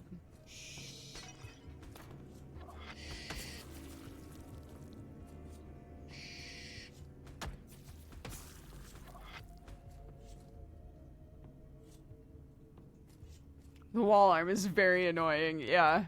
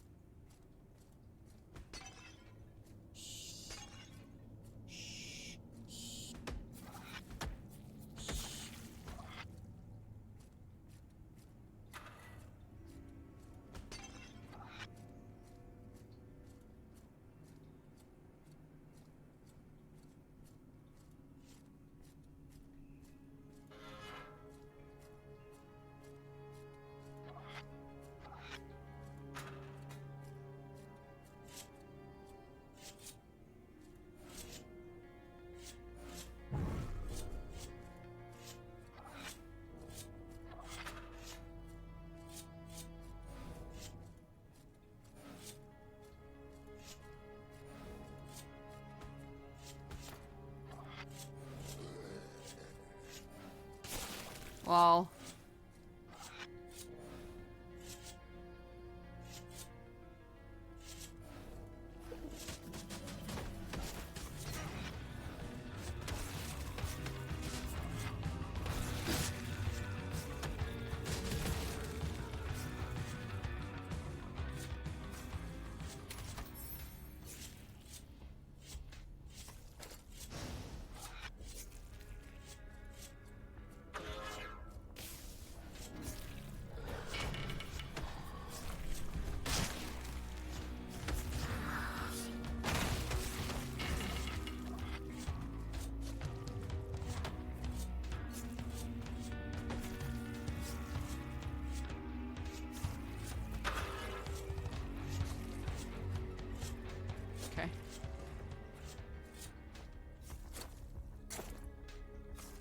My shoesies died.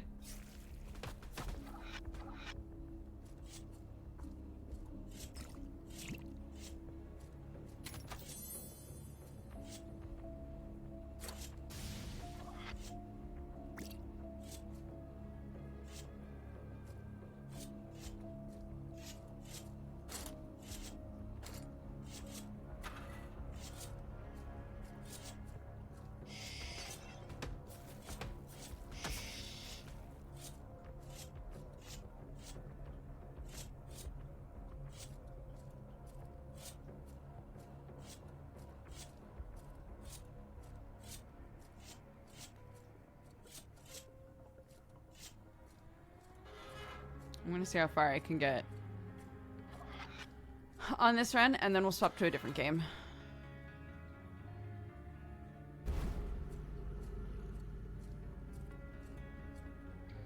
Oh, okay.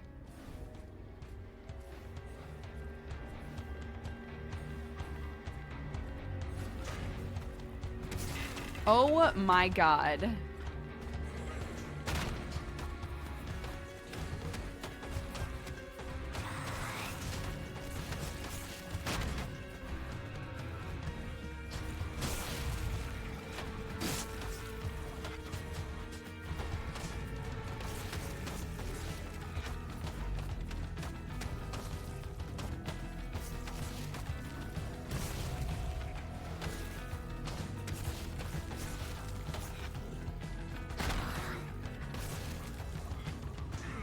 No!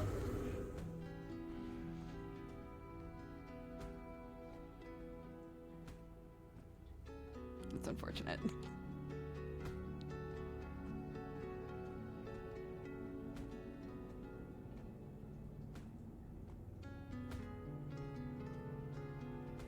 Man, it looks like that's the like final part of that section. Makes sense.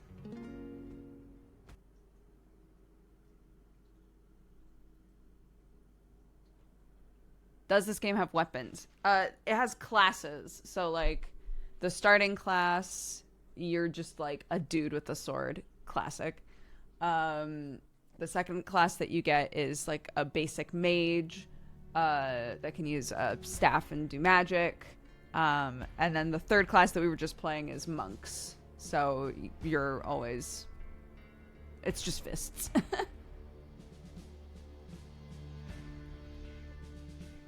Fist fighting a 3-foot demon. Yeah. Like you do.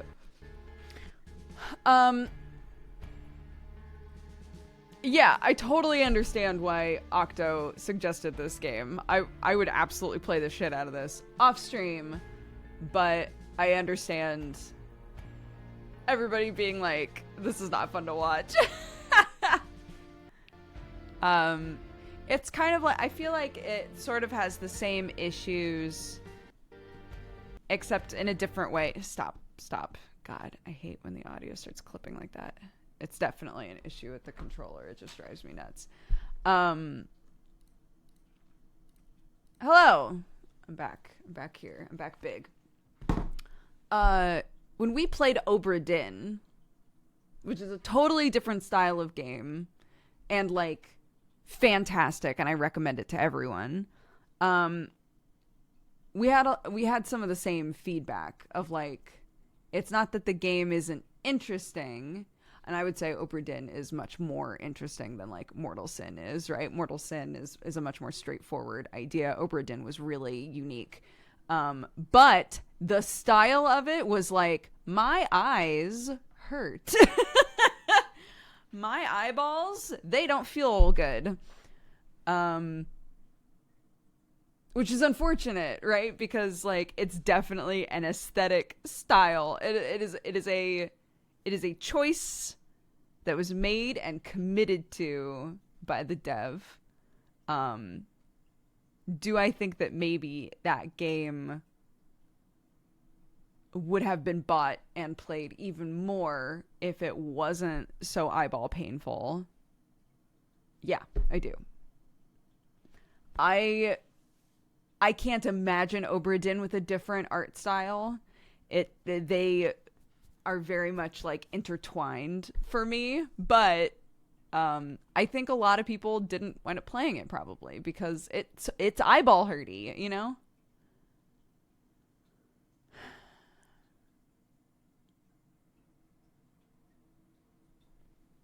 I like that you can mess with the Opera settings. Yeah, they gave you lots of different color palettes and things.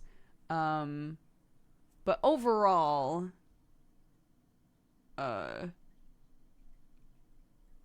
there's only so much that you can do with it. Hi, Nick. How are you, bud? Are you home? You're home now, yeah?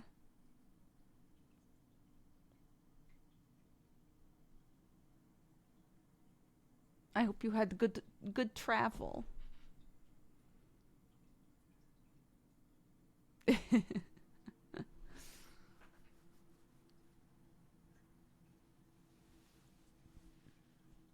I've decided to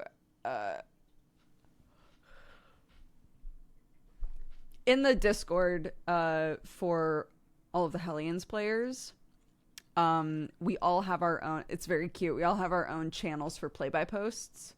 So we can use those however we want. So currently Nick is using them to write out like journal entries as Tink. Ned and Emily are using like a two-person play-by-post channel to do like character study stuff between their characters. It's very cute. And I decided I'm gonna copy Nick and I'm gonna do Shake's phone. What about our play-by-post? I've decided I'm gonna copy Nick, and I asked our DM to change my play-by-post channel to be called Yuli Journals. And I'm really excited about it. Last night I was looking up a bunch of different types of ciphers. I was like, what if I posted journals but none of them were readable? And they were like, homie, go for it.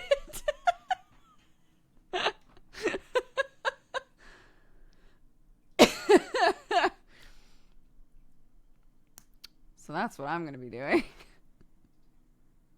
Because it's fun for me and I like ciphers. When I originally was conceptualizing Yuli, there was like information that the whole idea for Yuli, right? Because again, Yuli was supposed to only show up for like 4 sessions and then leave. The idea for Yuli was that Yuli had some like cursed information, but had a geese curse.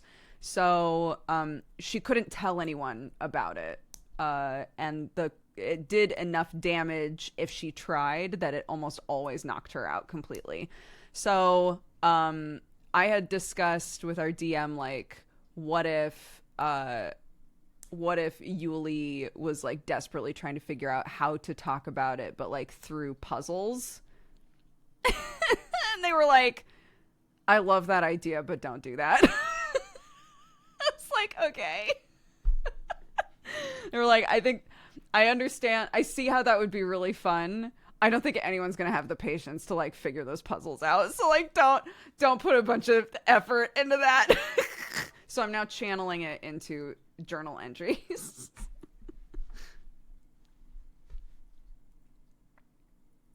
Honestly, I was glad to get that feedback.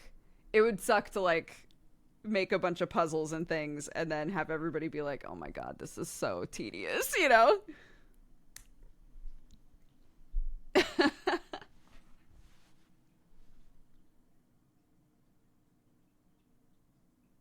I love a geese conceit. Yeah. Yeah, I was like, because I knew again that I was only going to be there for a bit, so I said I want to make a character that's going to help you tell your story. So is there something that the players need, or that like a bit of information that they need to get, or like how can I be a horseman for you? You know, like how can I deliver information? What's the best way? And we like spitballed about it for a while, and I was like, maybe she has information but she can't say it. And so like the way that she's involved with the party for a few sessions is like, it's obvious that there's something she needs to tell them, but she needs help to be able to do it, right? And I don't know how many sessions it took for us to finally get to the point where she could say what she needed to say, but it was not 4. it was so much. Like these side characters got way too involved to the point where like we can't leave now, right? Like we're just part of the group now.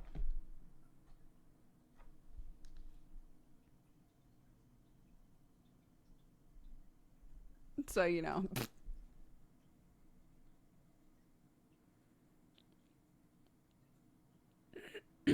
We would have loved it in theory. Yeah.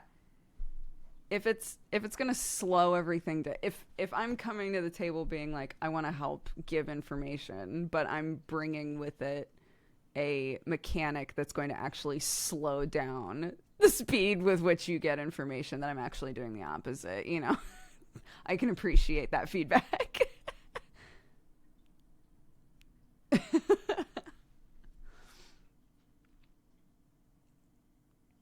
What's cool is, and there's stuff for this in, hold on, I'm gonna just change the category back to just chatting since we decided to step away from this game anyway.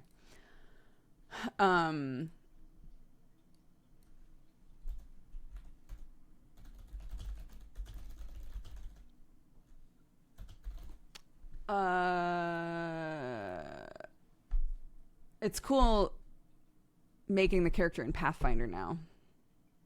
There's a bunch of stuff that's like,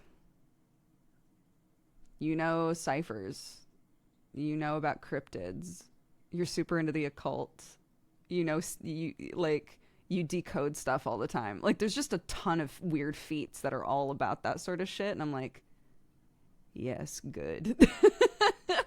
Yes, good.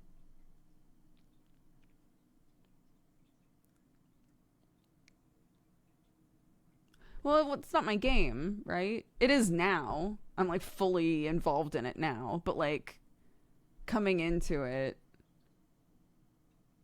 being asked like, are you interested in being a guest character? Going to the DM and saying, I want to be a character. If I'm only going to be here for 4 sessions, I want to be a character that like helps facilitate the story. And then being told, this is how you help facilitate the story. If I ignored that, that would be pretty shitty. You know? If I was like, no, that doesn't sound fun for me. It would be like, then why did you ask? Then why did you say you wanted to help, you goofer?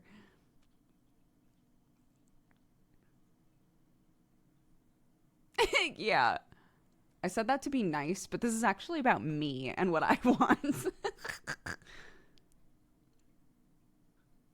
But I think if you ever get to like come into a session or come into a pre-existing D&D group for like 1 or 2 or 3 sessions or whatever, it's really fun to go to the DM and be like, what do you need? You know, what do you need? Sometimes DMs will say, hey, will you come in and play this character specifically? And then there's no questions, right? But if it's, hey, will you come in and play a character? Will you just be a guest? You're staying with your friend, but they have D&D night and they don't want to leave you out. So do you want to play? Right? It's really fun to just go to the DM and be like, let me see behind the veil a little bit. What's going on? What's going on with this game? What do you need? What do you need to like do shit here? I'll be that guy, you know?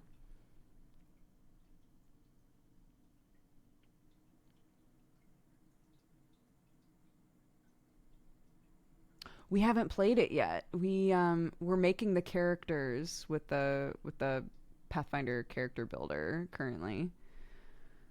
I think we've all made our characters now. I sent mine off for approval, and they have been approved. I had to make 2, because I technically have 2 characters in this world.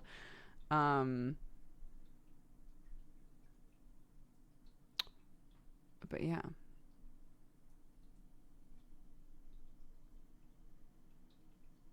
I haven't played it yet, though. I'm really curious to. On that note, let's take a super quick break.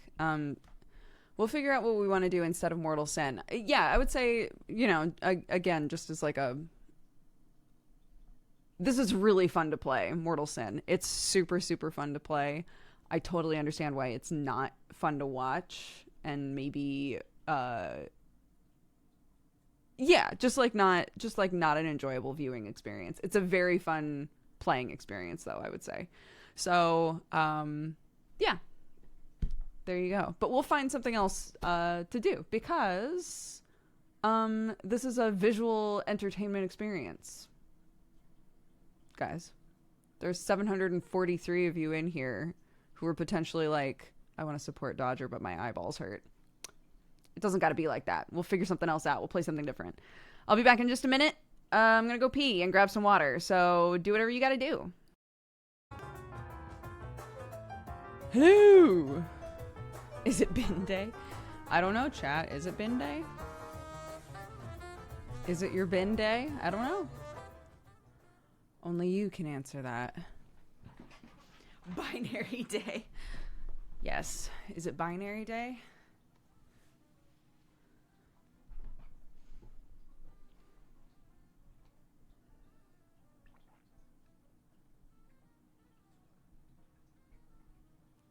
Oh my god. I have no idea what our bin day is at our new place.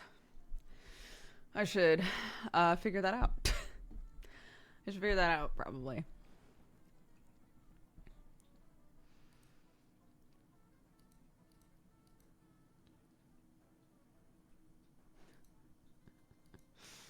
Sorry.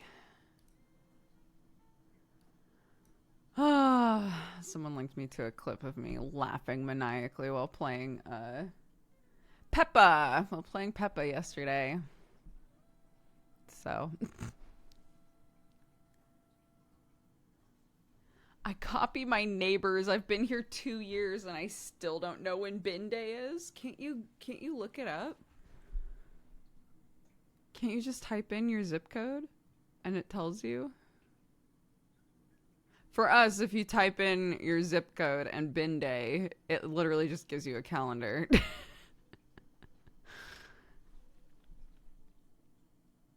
Shop day! Bye, Nick. I could, but the neighbors are reliable. Great.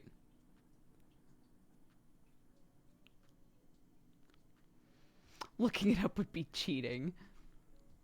Fair enough. Fair enough, guys. Oop.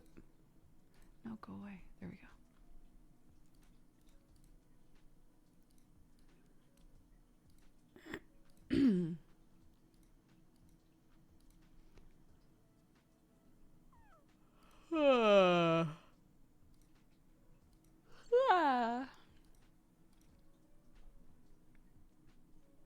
You haven't started using postcode? No.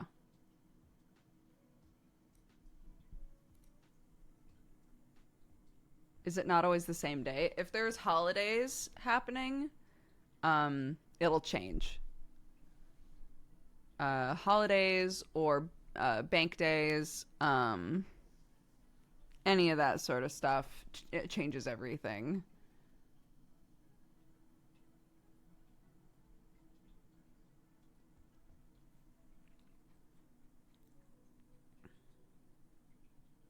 It's pretty British to peek out your window at night to check. My neighbors are very sweet, and if they put out their bin and don't see ours, a lot of times they'll text and be like, just a reminder, it's Black Bin Day tomorrow. And I'll be like, they're so cute, thank you. Or last week I got a text from them in the morning that was like, hey, I noticed that your bin isn't out. They haven't been collected yet. If you want to sneak them out really quick. And I was like, oh my God. You guys are actual lifesavers. Thank you. It's very sweet. Yeah. Hi, Brett. How are you, bud?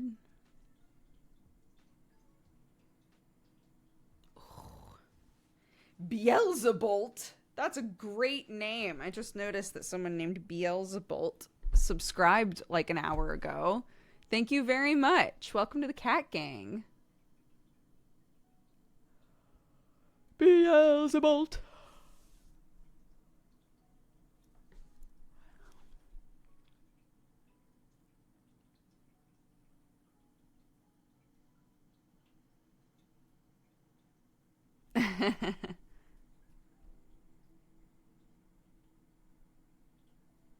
On our city's website, you can download the bin schedule for your street as a file for your phone calendar. They might let us do that. I don't know. I've never tried to do that. I'll just, if I get confused, if it's like Christmas or something, and I'm like, when is bin? When does bin happen? I just look it up.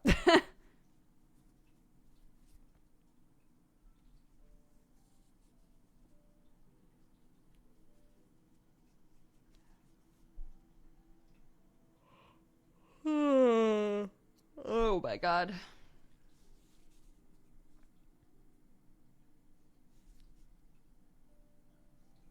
Oh, we had the sweetest neighbor in our duplex a couple of years ago. Since our bins were all together, he just put all of them all.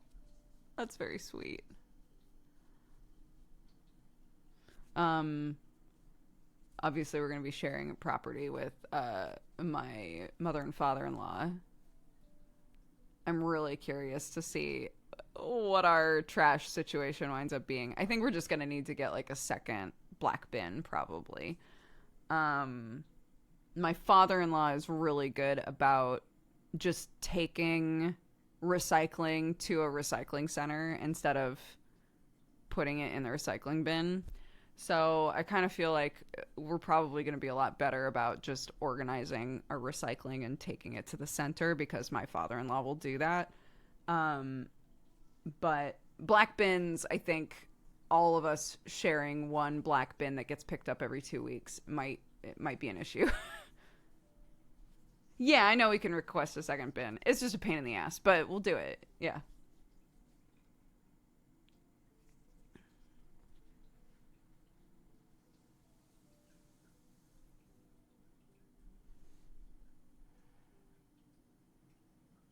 I started watching IO Phase 3 a few days ago. I'm currently on the 15th video in the master playlist. Oh my God. Enjoy. I hope you're liking Deadbeats. I'm biased because that's the one I'm in. But yeah, I hope you like it.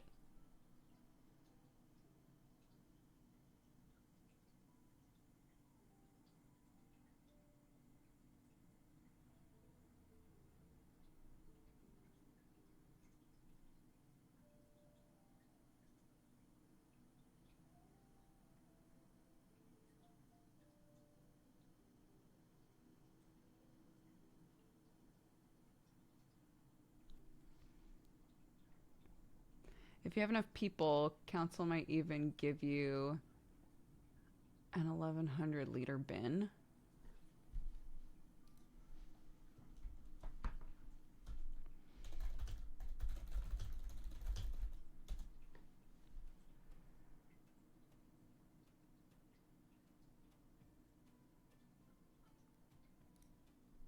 I'll look this up later. I'm just going to bring this tab up for now so that I remember to look at it.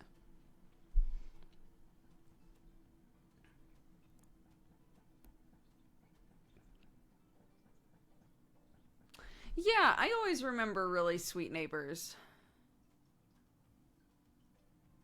Why are you sorry? No, I just, if something comes up in chat and I know that I don't have the time to like deep dive on it because I'm streaming, I'll just bring it up as a tab so that I'll be like, oh yeah. Yeah, I always remember the super sweet neighbors that I've had. And it makes me think to myself,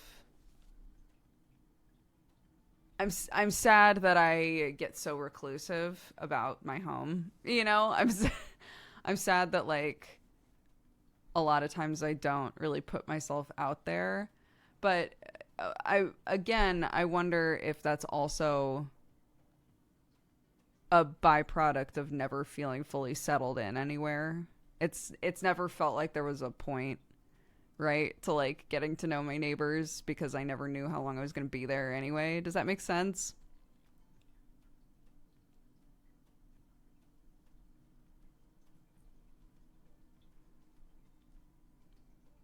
And now we're moving somewhere where we have no neighbors, so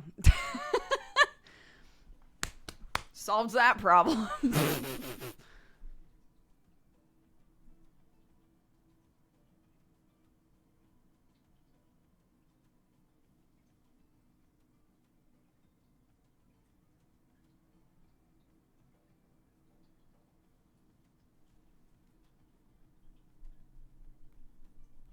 I've been putting off buying a couch for 3 years just because I don't want to move it.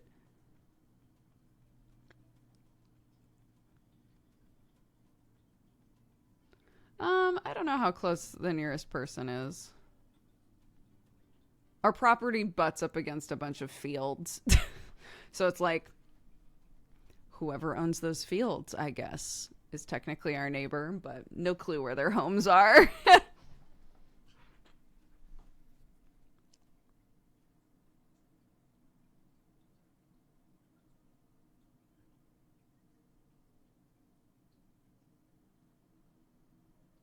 My neighbors are bunnies, that's true.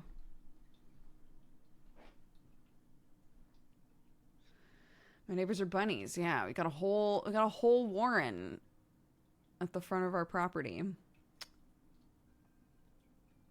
And I'm like, if I try to grow, cuz I keep looking up like wildflowers, English wildflowers that do well in the shade, right? Because there's a bunch of trees there. Um so I was going to just spread a bunch of seed around and see what took. But now I'm like, is anything going to take? If there are rabbits there, are they just going to eat everything? I don't know. I don't know if rabbits eat wildflowers or not.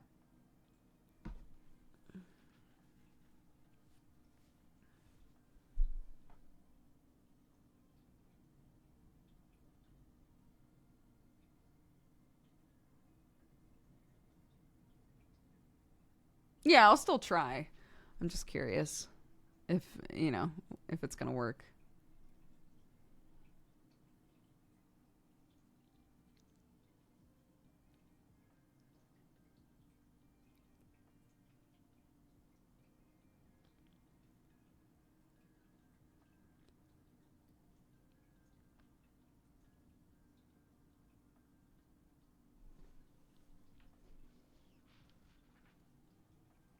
Mm. No, Clark just insists that she wants a unicorn. Um, you want to know what's really like she's obviously talked to people or seen things where they've said that unicorns aren't real, right? And every time she's like, but I know they're real. So she's so it's there nothing in the world could convince this kid that there aren't unicorns. And there's something beautiful about that. Like, it doesn't matter who you are. If you look her in the eyes and you're like, there aren't unicorns, she'll be like, you're wrong though. I love that. I love that. And you want to know why? It's because she went to a thing last spring, I think, last Easter, where they dressed up a pony to look like a unicorn, and she rode on the unicorn. And so she's like, I've ridden one, so I know they're real.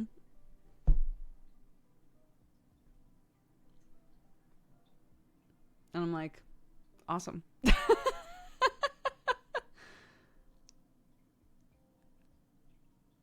Yeah, she's literally seen one. So I don't know why, like,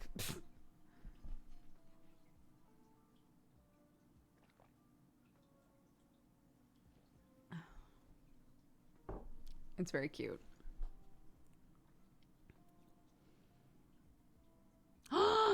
Gerard! Hey, buddy! Thank you so much for the gifted subs. Welcome to the Cat Gang. Any of you who are gifted a sub by The Completionist. Oh, Gerard, I hope you're doing good, bud. We were watching your I downloaded all of the games video a couple days ago. And I was like, oh, Gerard's beard is so big. It looks amazing. I don't know if you've trimmed it since then, but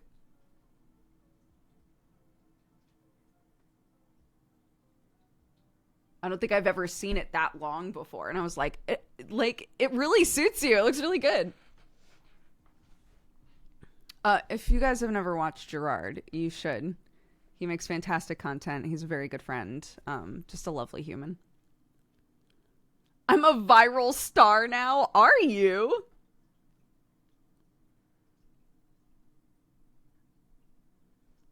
Gerard the Big Million.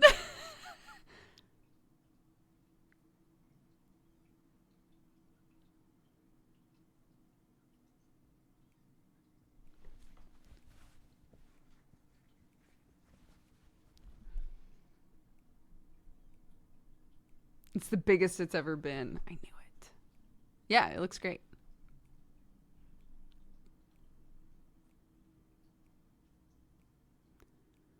What do you miss most? What do I miss most about the US? My friends. I know you said other than family, and like good friends are basically family. Food, I guess. If friends don't count, food. I miss the food in America a lot.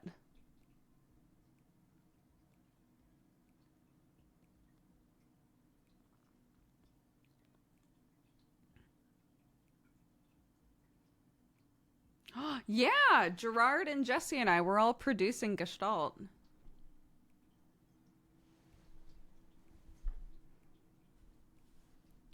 I've never had a video trend before. I've been featured on tons of websites. So many articles like random guy buys all the games.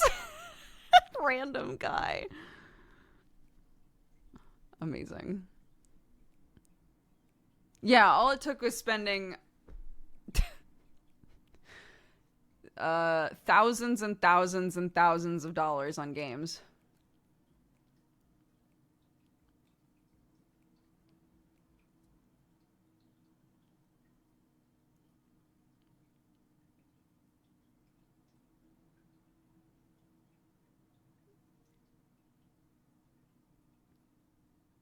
Yeah, if I recall correctly, that video was filmed over the course of what, like a year?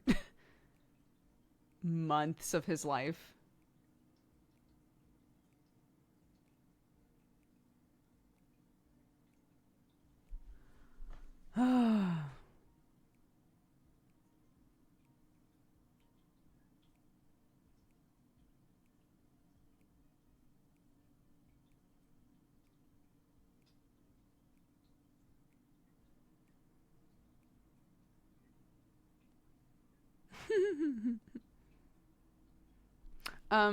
But yeah, uh, everybody that I talk to about moving here, they're like, ugh, I'm so sorry about the weather. And I'm like, I gotta be honest with you, the weather is identical to Oregon, which is where I grew up, so I don't give a shit about the weather, actually. That part's fine. Uh, but yeah, I'm still not totally used to the food here. And, you know, you can wax poetic about, like, well, yeah, Dodger, that's because we don't put weird shit in our food, so it tastes more natural. And I'm sorry that it loses some of its addictive qualities, but it's better for your body. It's fine. Fine. Maybe that's the case. It tastes different. All of the food here tastes different. It's just, you know. Um, I have yet to have ramen here that even remotely compares to the ramen that I used to get in Los Angeles. But part of that is also because Los Angeles was a hub city. It was a melting pot, right?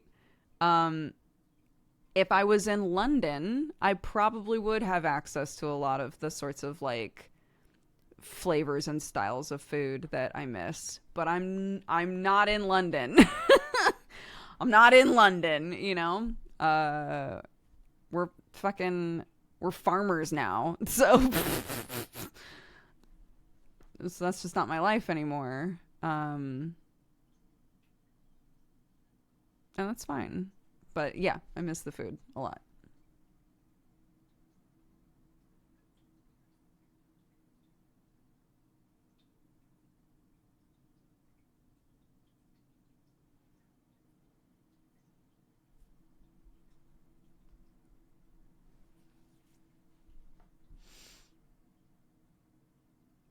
Are you seeing Davis, Jesse, and Alex next week? We're trying to, yeah. Yeah, we're going to try to come out and spend a day with them. Hopefully the day that they get Indian food, because that would be awesome. What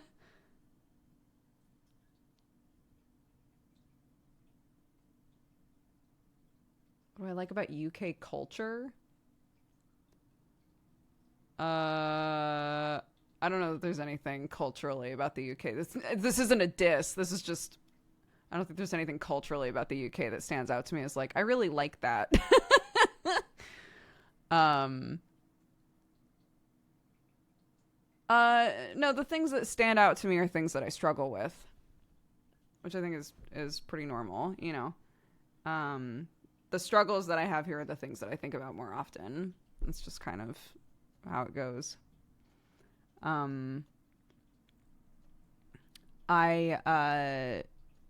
don't have to stress about going to the doctors. Not to spark like a potentially political conversation in chat, but that you don't realize how big of a stress that is until it's not something you have to worry about anymore. If something goes wrong with one of us, we're covered. We'll be okay, you know. That is not a feeling that I ever had in America. Knowing that I could call an ambulance and it wouldn't be like a bill that I had to stress out about later. It's just different. Your mindset about pursuing your own healthcare is totally different here, and like keeping yourself healthy.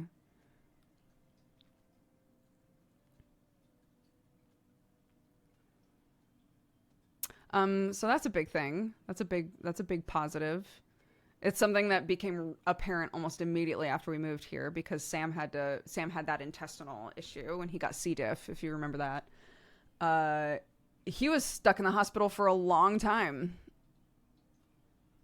and we didn't have to pay anything, which was something that didn't soak in for me for a really long time. Yeah, so that's a big one. Things like that, you know. I don't want chat to spiral into talking about this, but like things like healthcare, things like gun violence, all of that sort of stuff, those aren't things that I have to worry about.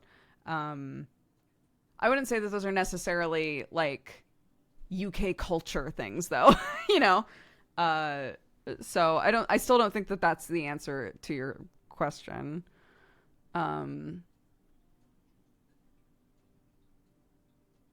But I have also not done a super good job of like pursuing, like putting down roots here. And I'm hoping that doing this move, having a home that's ours, really settling into it, and then feeling like I can kind of like pursue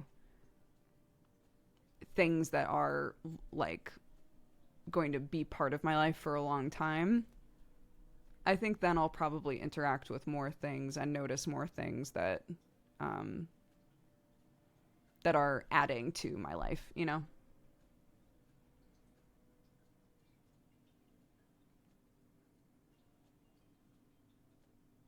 Yeah. Um, I had never heard of C. diff. It's like an intestinal thing. But it is very bad for old people to get. So when they realized that that's what Sam had, they had to like make sure he wasn't anywhere near any old people, because if they got it, it would be really, really bad.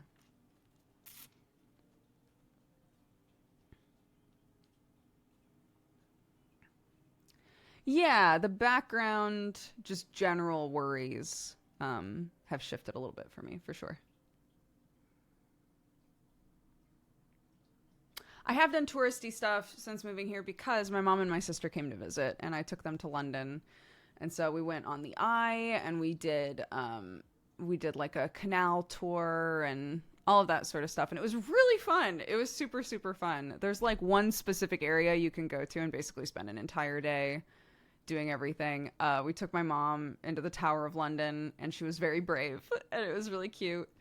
But she couldn't see very well. Tower of London is very dark. If you are hard of sight, is that what you say? If you have any visual impairment, going to the Tower of London, I think, would be very difficult. My mom had to basically like hold my hand the whole time, not only to be like, I will not be spooked if something jumps in front of me, but also to like make sure she don't run into walls, you know? Because she's older. She just can't, she doesn't see things as clearly. Did she give people torches?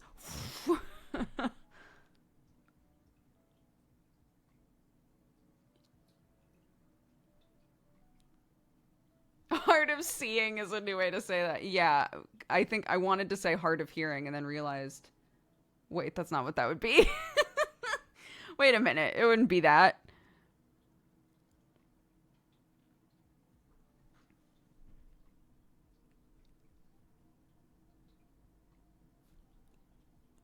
But yeah. Dude, a rave at the Tower of London, I'd go. Speak up, I'm blind. Oh my god. Anywho. Yeah, so I did a bunch of touristy stuff. I've done touristy stuff in London a few times, actually, because I came out like 10 years ago, 9 years ago with Jesse and Aaron, and we did, the whole like Sherlock Holmes experience, and saw Buckingham Palace and all of that sort of shit. And then, yeah, I went with my mom and sister and did the Eye and the Canal and the Tower of London. I've done a couple of things with Sam before we went to see Warhorse. And my very first time in London, we only did free stuff. So we did like museums and things because that was our backpacking trip, and we didn't have money for like touristy things that cost anything, you know? So yeah, every time that I've done touristy stuff in London, it's been a different flavor, if that makes sense. I met Sam. Sam and I have been together for a little over 9 years now. I think. Or is this year 9 years? No. Last year was 9 years. This year will be 10 years, I think.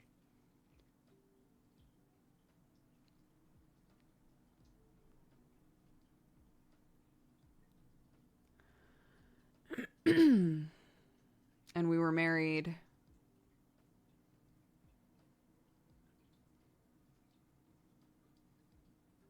5 or 6 years ago. Look, if it's important, if I need to know for a thing, I just look it up.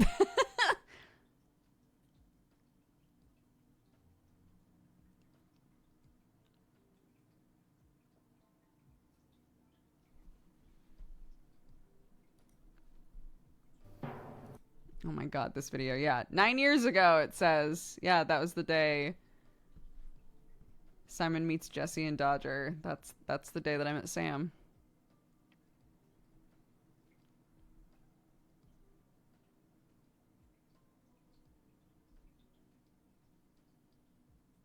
I'm here again for the beard rubbing. Jesus. Because of this trip to England, there is now a newborn baby. Oh my gosh, this is actually fun to scroll through. That's funny.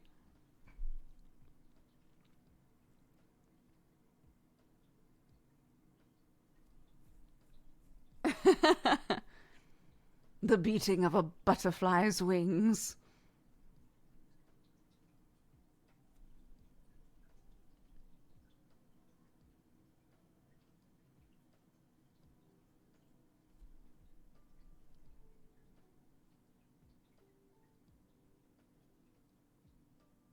Other than the hair, you still look pretty much the same as back then.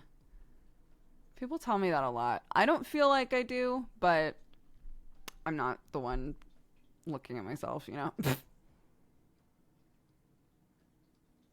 Can we watch it together? I have no desire to watch that video.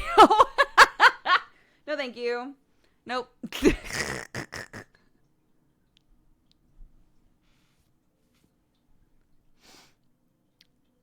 But feel free. Feel free to go watch it.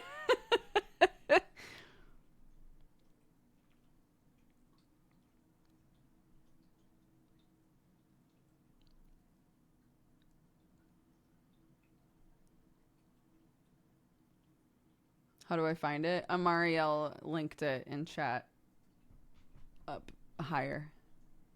But we could watch it as a family. Look, if you guys want to watch party it somewhere, go for it. I will not be involved.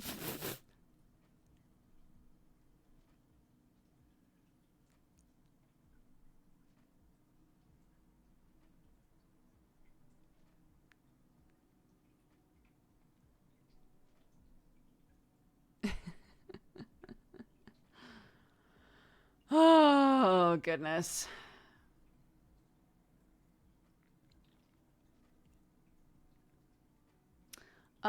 We're gonna go for another hour, and then I'm gonna need to leave to go see my kiddo's ballet performance. So I'm down to, honestly, I'm down to just chill and chat if you guys are.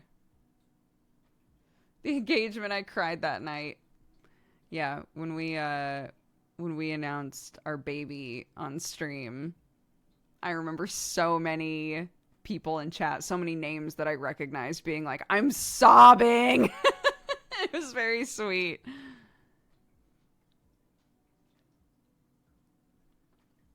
Yeah, my kid, dude, she was like, I was like, oh, we're going to come and watch you do ballet today. And she was like, but I'm not doing ballet today. I was like, you are though. And she was like, no, I don't think so. I don't think reception is doing ballet. And it sent Sam and I in a tizzy. Like, okay, the thing says that all parents of ballet kids should go. But she's saying that she's not doing a performance. Is she doing a performance? And I had to like call. It was like a whole thing. And they were like, oh yeah, it's just the older kids go first. And then the little kids are going at the end. So maybe that's what she meant. And I was like, this monster.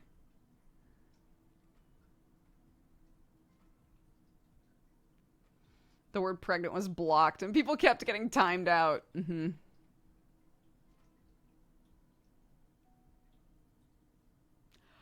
She's turning 5 in April.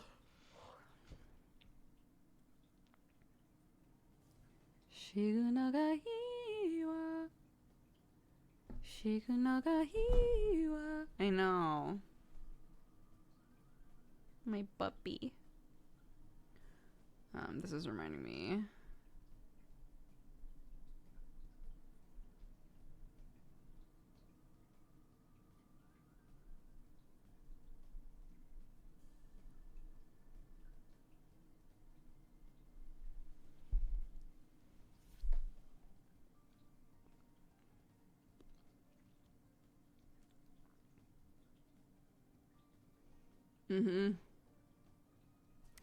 Yeah, she's truly taking after me in a lot of ways that are not great.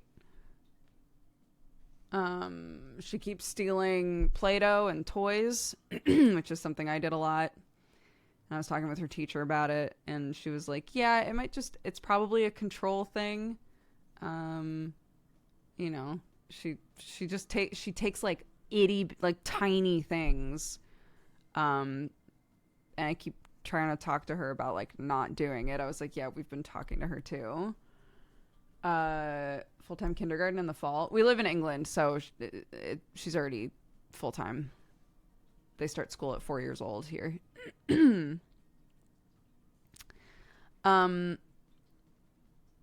Yeah. So we've been talking about the stealing thing.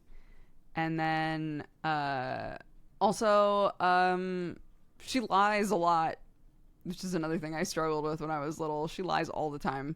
Teacher will be like, "Where's your book, Clark? Where's the reading book?" And she'll be like, "Oh, I left it at home. It's not in my bag." And they'll look in the bag and it's just there. But they've learned to not like believe her, because the number of times that they've called us and been like, "Hey, Clark's not wearing the proper footwear for X, Y, and Z, or Clark needs PE clothes or whatever." And I'm like, yeah, they're in her bag. Did you check her bag? And they're like, no, because she said she didn't have it. So we believed her. And I'm like, I don't want to set the precedent of don't trust my child, but like, don't trust her. Please look in her bag. I'm begging you.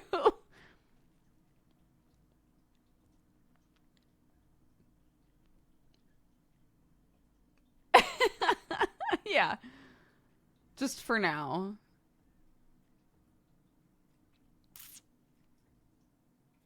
And I'm trying to also do the good parent thing and be like, is she doing these things because of something Sam and I are doing at home, right? Like, does she feel or is it like does she keep stealing from school because at school she feels kind of restricted in what she's able to do, versus at home where we're very kind of like freeform, like do whatever. We have discipline here and rules and things, but like school is structured, right? And it's her first year in proper school, and she might just like hate the structure of it currently, which is fair. There's plenty of people who think school should not be structured the way that it is, because it, anyways. Maybe it's that. Maybe it has nothing to do with Sam and I. It might just be like, school sucks. I don't want to go to school, so I'm going to steal shit. I don't know.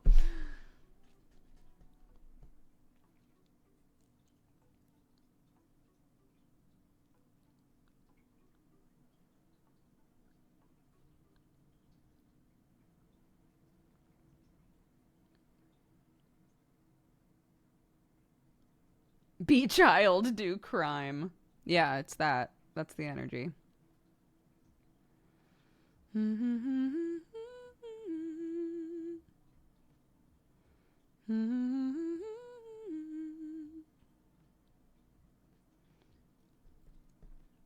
She does. Yeah, she misses her nursery quite a bit.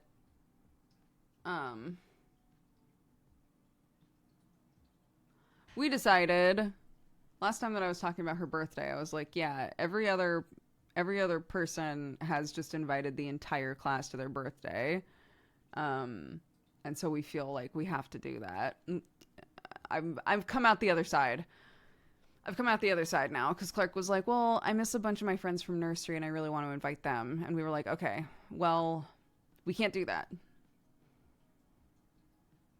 So you're going to put together a list of all of the kids that you want to invite. We're not inviting your whole class anymore, because it's a waste of time, and you don't want all of them at your birthday anyway. You've made that really clear. So fuck it. We're not doing that. Even if everybody else has done it, we're not doing that. So you tell us exactly who you want at your party. If it's the right number of kids, then awesome. you know?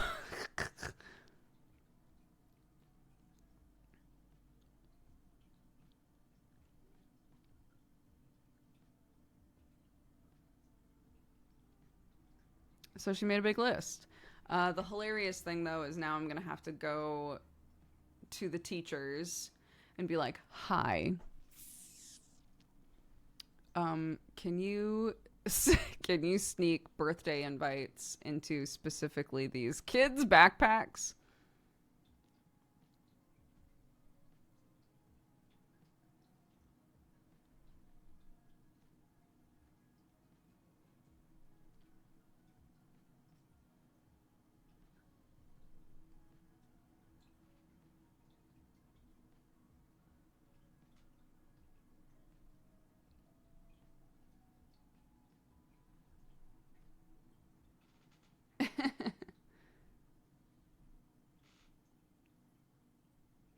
No way that stays under wraps. It's fine. It's just making sure that the invites get to the correct children. I can't give them to my 5-year-old, my 4-year-old even, and say, hey, can you hand these to the correct children? She will not do that.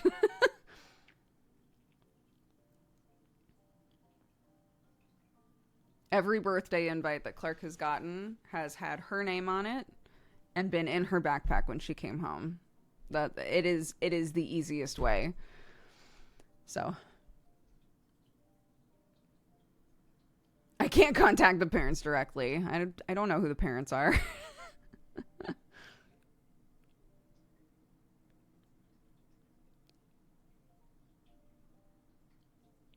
No, here's the layout.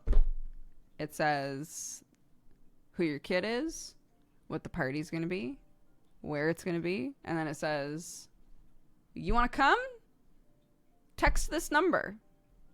And then you put a finger gun on there, and that's it.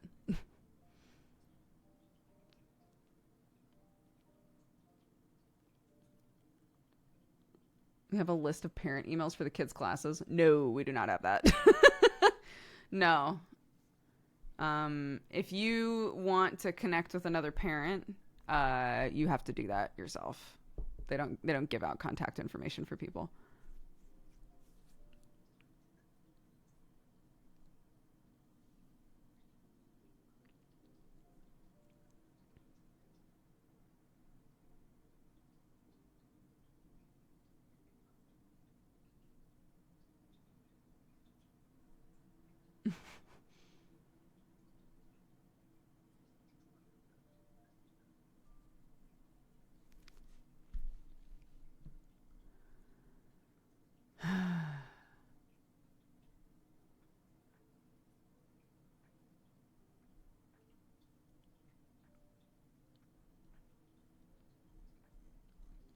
Yeah, I know it's different from school to school.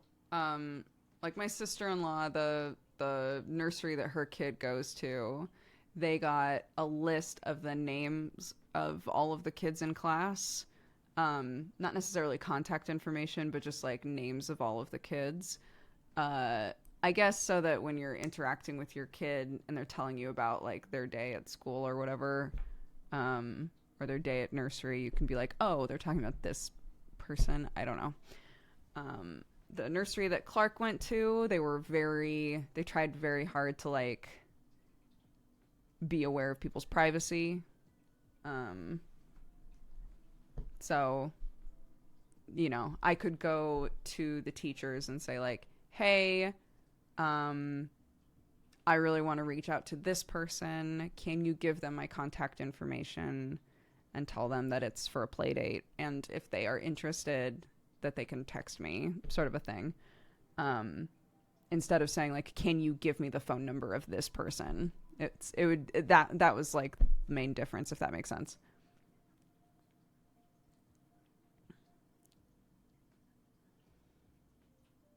Yeah, everybody here uses WhatsApp as well. You just don't get. If you're saying that you get thrown into a WhatsApp group with the parents of 24 other children, that's pretty wild.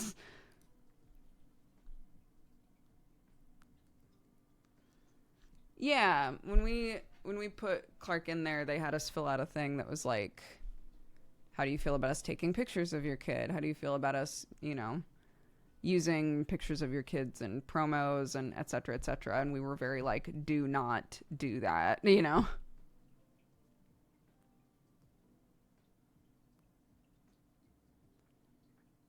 I'm not really in any WhatsApp groups, so I don't have that same issue.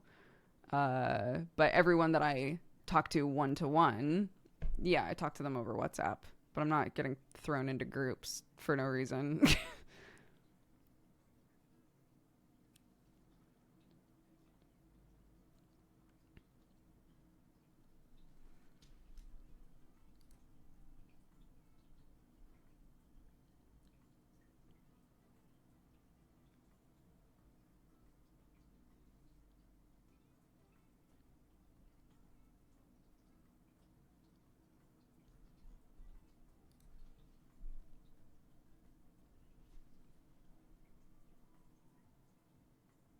I'm in a WhatsApp group for Pokemon Go, one for my family, one for my friend group. Yeah. I'm in one for one that's called Puzzle Bitches. That's me, Jeannie, and Kristen. I'm in the Thorn family chat. I'm in the US Thorn chat, which is just us and my in-laws. And that's it. those are the groups I'm in. Is there a reason to use WhatsApp instead of normal text? WhatsApp is entirely Wi-Fi based, and it works cross country, so it doesn't matter what country you're in. So like I can talk to friends regardless of what country they're in, as long as they have WhatsApp and Wi-Fi. We're able to text each other back and forth, and it works exactly the same. You can make phone calls with it, send videos, send pictures, all of that, and none of it's stored. So on the back end, it's technically more secure. So yeah, pretty much everybody uses it here.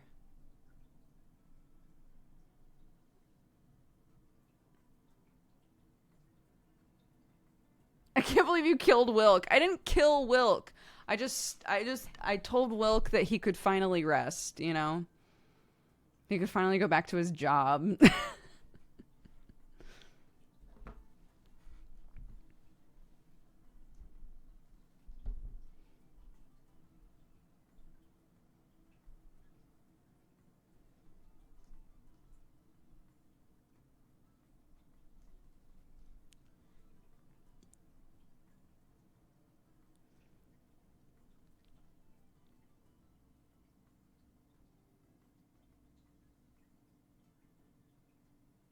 Wilk was dead, murdered, live on air. I've been using a picture of Wilk as my Discord image for a really, really long time, and I finally swapped it to the picture of me going like that. Hold on, I'll find the picture. This. So it's that now. Um...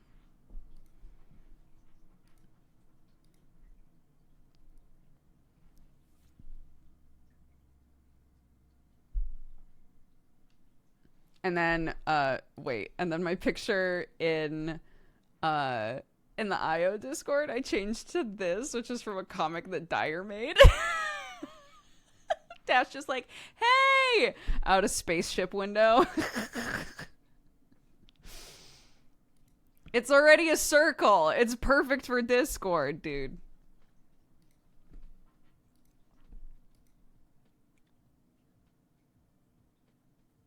He's so cute. I know. I agree. This is the whole comic. Dyer does a bunch of these little comics, and they're so funny. Hey, it's the ticket. So there's two different groups that are in space right now. So like there's ours, and then there's another ship called the Ticket that has a character played by Shane named Drask, and Drask fucking hates Dash, who's my character, this guy. So, hey, it's the Ticket. And then Drask sees our ship, does the I'm watching you, and Dash completely misinterprets it. It's so good. It's so perfectly simple.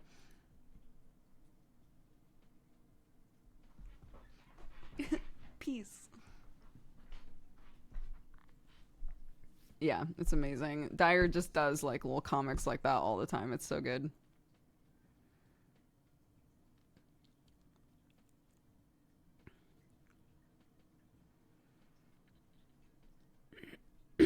My son is going to be born next week. All anyone tells me is how horrible my life's about to be. Oh my god. Any positive words for a new soon to be first time dad? Yeah. It's going to be so fun. It is going to be hard. Yeah, but it's also going to be a blast.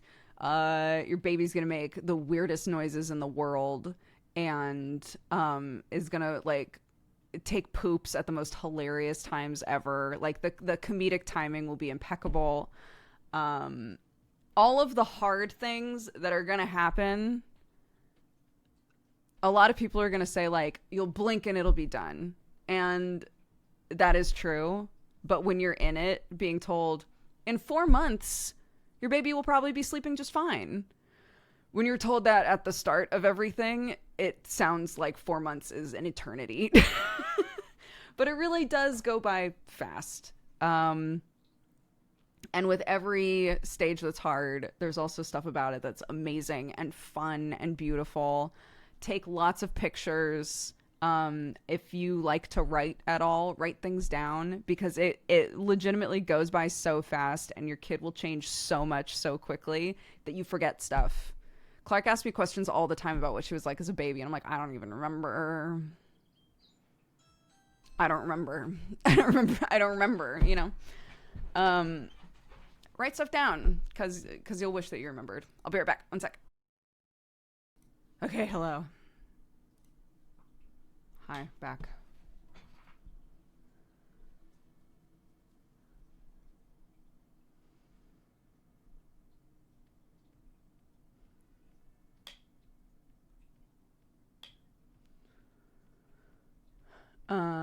Okay, sorry. Let me scroll back and see.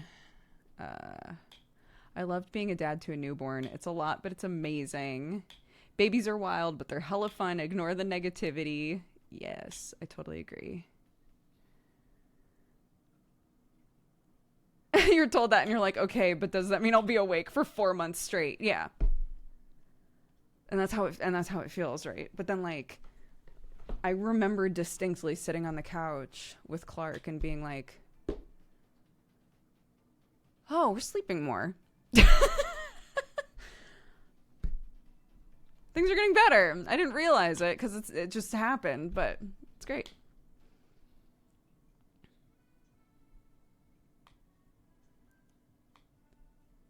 Oh gosh, yeah. I try to be very openly, staunchly, firmly. If you aren't 100% sure that you want kids, do not let anyone pressure you into having kids. At the end of the day, the people that are going to be raising and taking care of that whole ass human being is you, right? And if you aren't sure that that's what you want, why gamble? You know, like, why create a situation where potentially you resent a little kid? You know, it's not good for the kid. It's not good for you. Yeah, I think there's a lot of people pressuring other people to have kids when it is not in their best interest or what they really want. And I think that's very sad. So don't let anybody do that, okay? If your mother-in-law is like, when are you going to have kids? I'm dying over here, you know. Sorry, Mom, are you raising the baby? Is this baby for you? If not, then I need you to chill the fuck out, actually. Wizd! Thank you very much for the gifted subs. Thank you, thank you. Welcome to the cat gang, everybody who's gifted a sub. And also, sorry, just really quick, another side note. You don't know what people are going through with, like, fertility, with, miscarriage. You don't know. Right? The potential for you to talk to somebody and be like, so when are you having kids? And maybe they haven't felt comfortable talking about They would love to have kids. They've been trying to have kids. Right? Like, it's not your business. It's not your business. I don't ask questions like that or talk about things like that with people unless they bring it up. Because it can be a topic that's really rough for people, you know?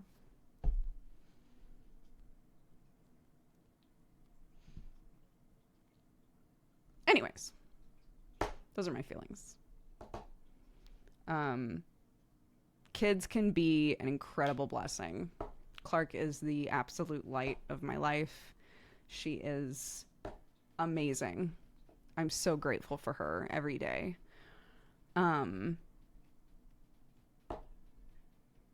But I'm also really glad that I know so many people who very firmly have been like, I know I don't want kids. Doesn't mean I don't like kids. Right? Just because you don't want kids doesn't mean you hate kids. You probably know plenty of people that love being around kids, love hanging out with kids, love being the weird uncle, the weird auntie, the weird whatever the non-binary version is. But don't want to be a parent, you know?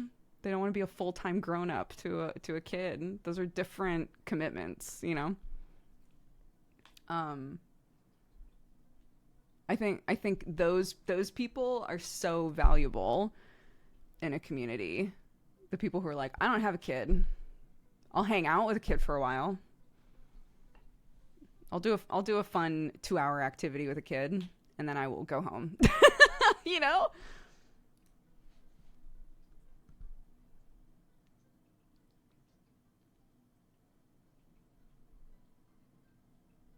Yes, nibbling I've heard a lot. But like the non-binary version of auntie and uncle, I'm not sure what that is.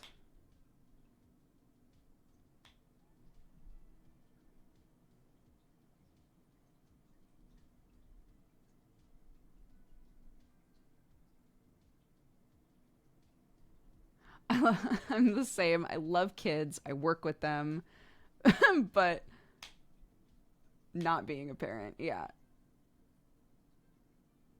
For real though, what is the NB version? I am one and we cannot figure out a workaround. I've heard somebody literally just said it. I've heard auntie, but I think that sounds weird.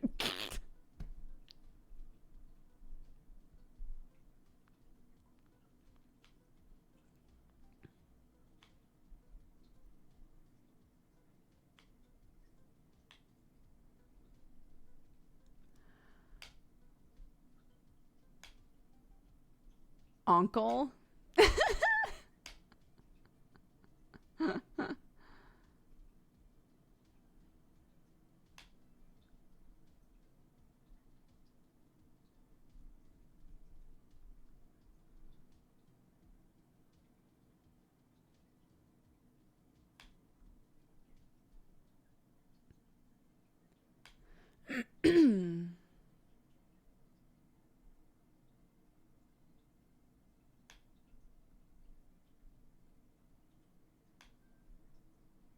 Sorry, I'm scrolling backwards and reading things that people have been saying. Sorry. I'm paying attention. Hello. Pibbling like a parent sibling. That's very cute.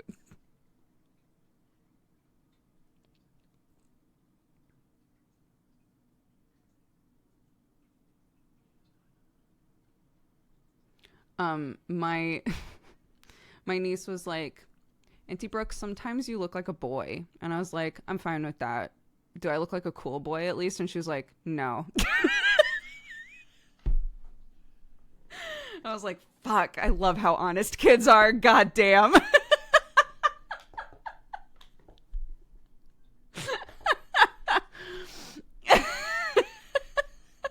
Just absolutely murdered in the middle of a McDonald's. It was so funny. No one's as devastating as a child, for real.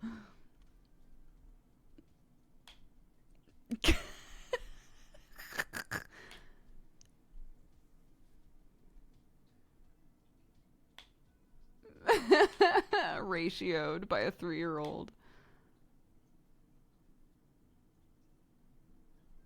My partner is male but has long hair. Our niece calls them auntie. And on the other hand, I get called Grandma Steffi. I love that. Grandma Steffi, that's so cute. Hi, Mav. 3-year-olds are wild. They really are. Three is such a feral age, dude. It's on you for asking. It truly is. I don't know why I asked, because...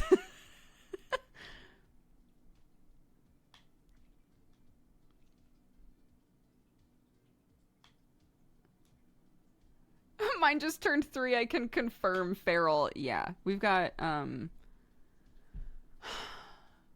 about to turn 5. We have a 5-year-old. We have one that literally just turned 4. One that's almost 3. And then a 2-year-old, a 1-year-old, and a 7-year-old, I think is how old my nephew is.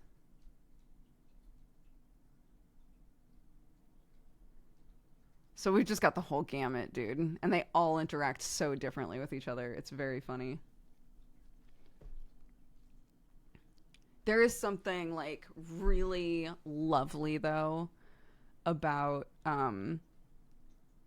so we've had a couple of kids over to the farm so far, and the first thing they want to do is just run. They just run. There's just so much space. They just run and run and run and run and run. And they are laughing. They're having so much fun just running. It's amazing. And I'm just like, this is great. This is great. I love that. Keep going, dude.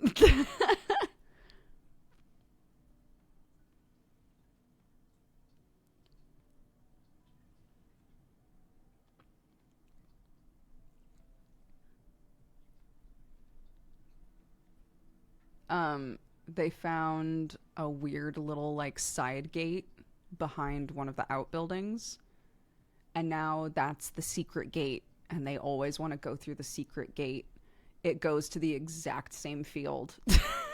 It goes to the exact same place. And it's not particularly hidden, but but they found it. So it's their secret gate. And they go back and forth through it over and over again. And it's just cute. It's just the fun exploratory stuff that I remember so well when I was little. And now I'm like, oh, I love that I'm getting to watch my kid, like, engage with that, you know?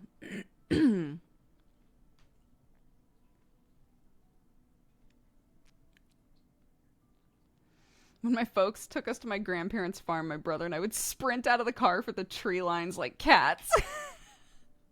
I love it. I love it. Yeah. Once we start, building stuff and planting stuff, there'll be even more, there'll be even more for them to just, like, use their imagination for in whatever way they want.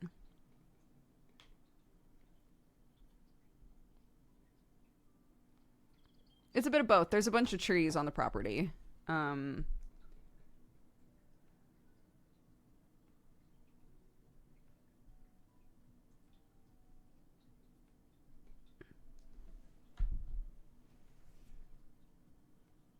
conifers. They're all fucking conifers. Well, I shouldn't say that. Conifers, and then there are a couple apple trees that were planted on it a long time ago, I think. One of them's starting to flower.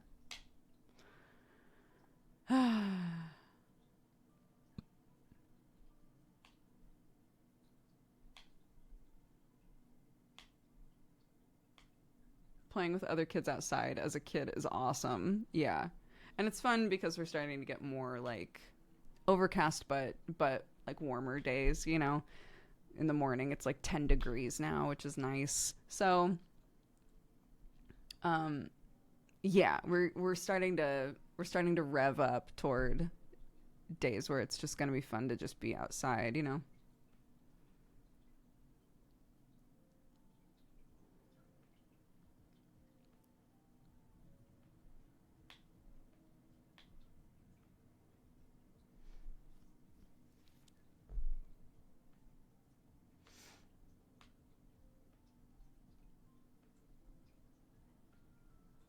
It is. It is the first week of spring. That's true.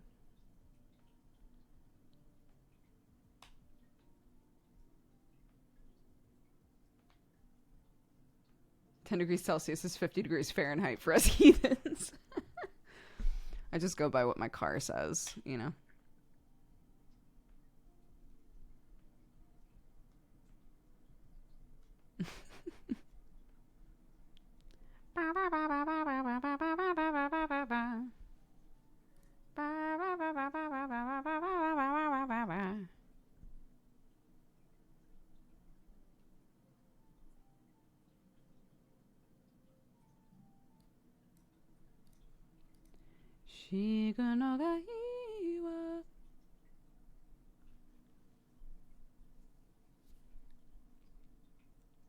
I only know freedom units.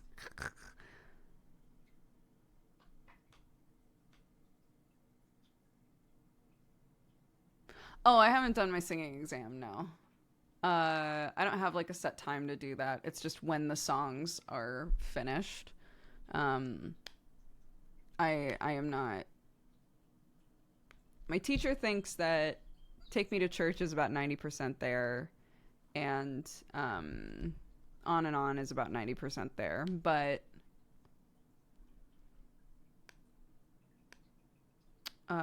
She Used to Be Mine, I need to work on quite a bit because that's the song that I need to establish power in, and I don't know how to do it. Also, Take Me to Church is a fucking marathon. It's one of those songs where like you sing pieces of it and you're like, this is easy. I can hit all these notes fine. And then you sing it, you sing the whole fucking song and you get halfway through and you are out of breath. I'm having to mark like specifically for myself, like breathe here, breathe here, breathe here, breathe here. Because if I forget to breathe at all, I'm fucked. You don't get a break until like basically the end of the song. And even then, at the end of the song, when it feels like you're sort of getting a break, is when it is the most complex in terms of like what notes, like the sequence of notes you're hitting. I've mostly got that nailed, what those notes are. So that is legitimately becoming like a nice, like, okay, we're done with the like take me to church bit, you know. But yeah, that song is hard. It's way harder than I thought it was going to be.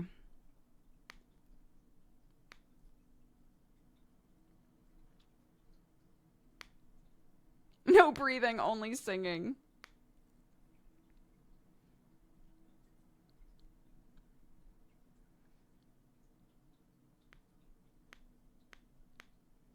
It's just for fun. Yeah, my teacher, we were working on and On by Erykah Badu, which is a really fun song. And she was like, this song is an exam song. A lot of people use this for their exams, and it's marked as like a good technical song, which you have to do at least one technical song in an exam. She was like, if you wanted to do an exam, we could really try to perfect this song and choose 2 other songs. And I was like, I'm a grown-up and I have no interest in pursuing music, really. Is there a point to me doing an exam? Because in England it's actually really cool, from at least from my perspective and how I'm understanding it, the setup that they have for exams, which is that if you are pursuing like an extracurricular or a hobby, they will sort of treat it like a sport almost. And when if say that you sunk a ton of time into the drums or a ton of time into the piano, right? You can take exams as you increase your difficulty and your mastery of that instrument. And then when you are looking for schools, if you want to pursue higher education, you can say like, yeah, I sort of sucked at general education, but look at how well I did at the piano, right? They are things that you can show schools, or, however you are pursuing education going forward, if you want to. You can say, like, combine all of these things together, right? Like, yeah, my grades are important, but also the amount of time and work that I put into these other things, that also matters. So that's what the exams are kind of for. So I was like, I'm not a student. I'm a grown up. I'm not going to pursue music. And my teacher was like, yeah, but it's just fun because you have to perform them perfectly. You have to hit all of the notes just right.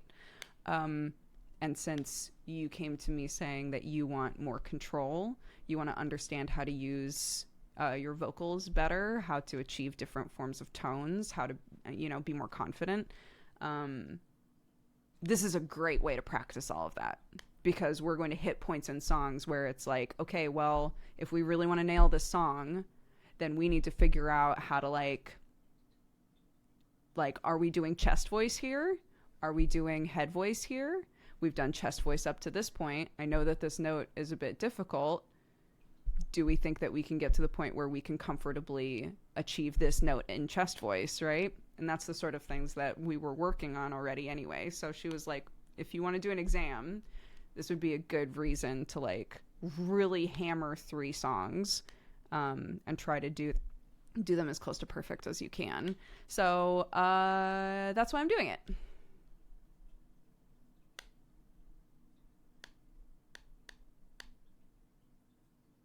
And it's fun. It's really fun.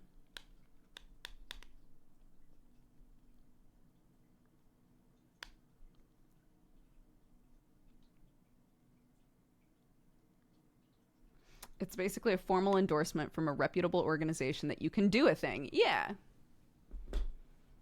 I could say like, hey, I want to get a degree in musical theater.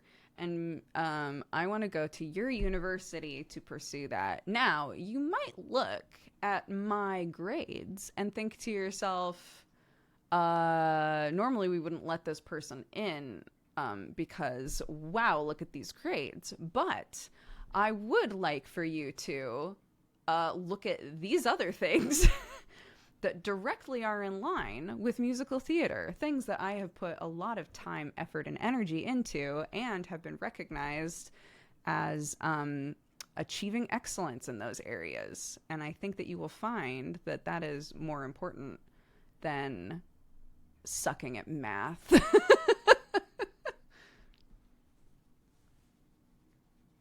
What does your teacher get out of it? Nothing. She gets paid for my music lessons.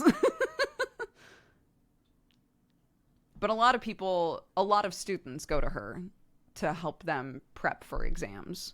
So this is just something she already does with a lot of people. I'm one of her like adult students, but she mostly works with teens. On and On is super fun.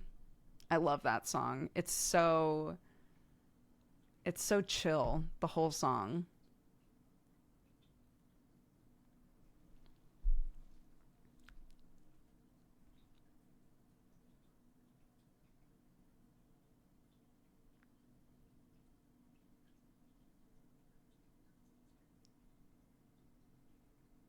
Why did you air quote adult? I don't know.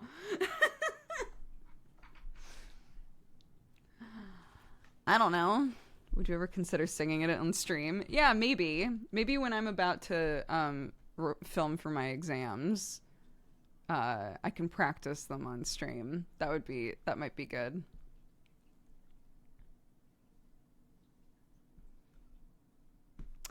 Okay. Let's wrap up here because I have to go watch my kid do ballet. But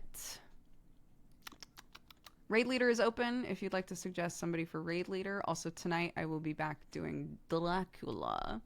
We'll be reading chapters 21 through 24, I believe. So if you would like to tune into that, it's a good goofy time, but we mostly just read Dracula. So let me read off the activities super fast. Oh no! Oh my gosh, a bunch of stuff got pushed. Where are we? Uh-oh. I think it reset some stuff. Unless...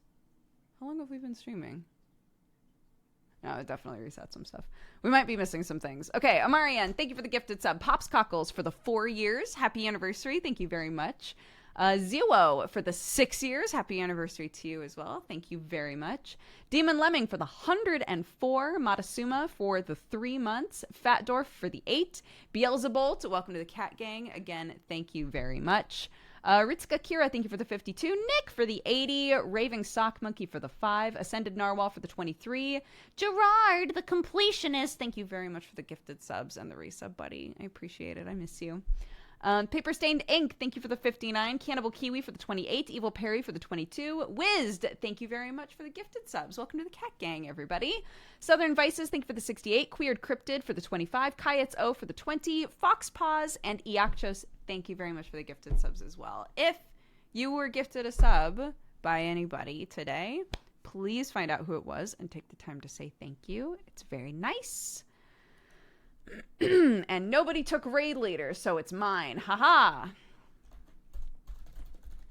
I'm feeling kind of hungry, 'cause my high's coming down.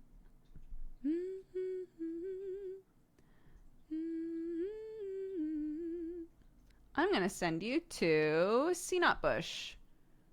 Doing some sculpting. Sculpting Alarak from StarCraft. Nice. I always have to double check that I've spelled it right. Okay, I think we're good. Okay, sending you over to another chill streamer. He's super cool. Super, super cool. Definitely stick around and see what he's up to. And I will see you guys for Dracula in a few hours. Let's see. It's currently 2:30, 3:30, 4:30, 5:30, 6:30, 7:30, 8:30, 9. So in 6.5 hours. Yes, I did need to count that on my fingers. What of it? Hey, I'll see you guys around. Bye-bye.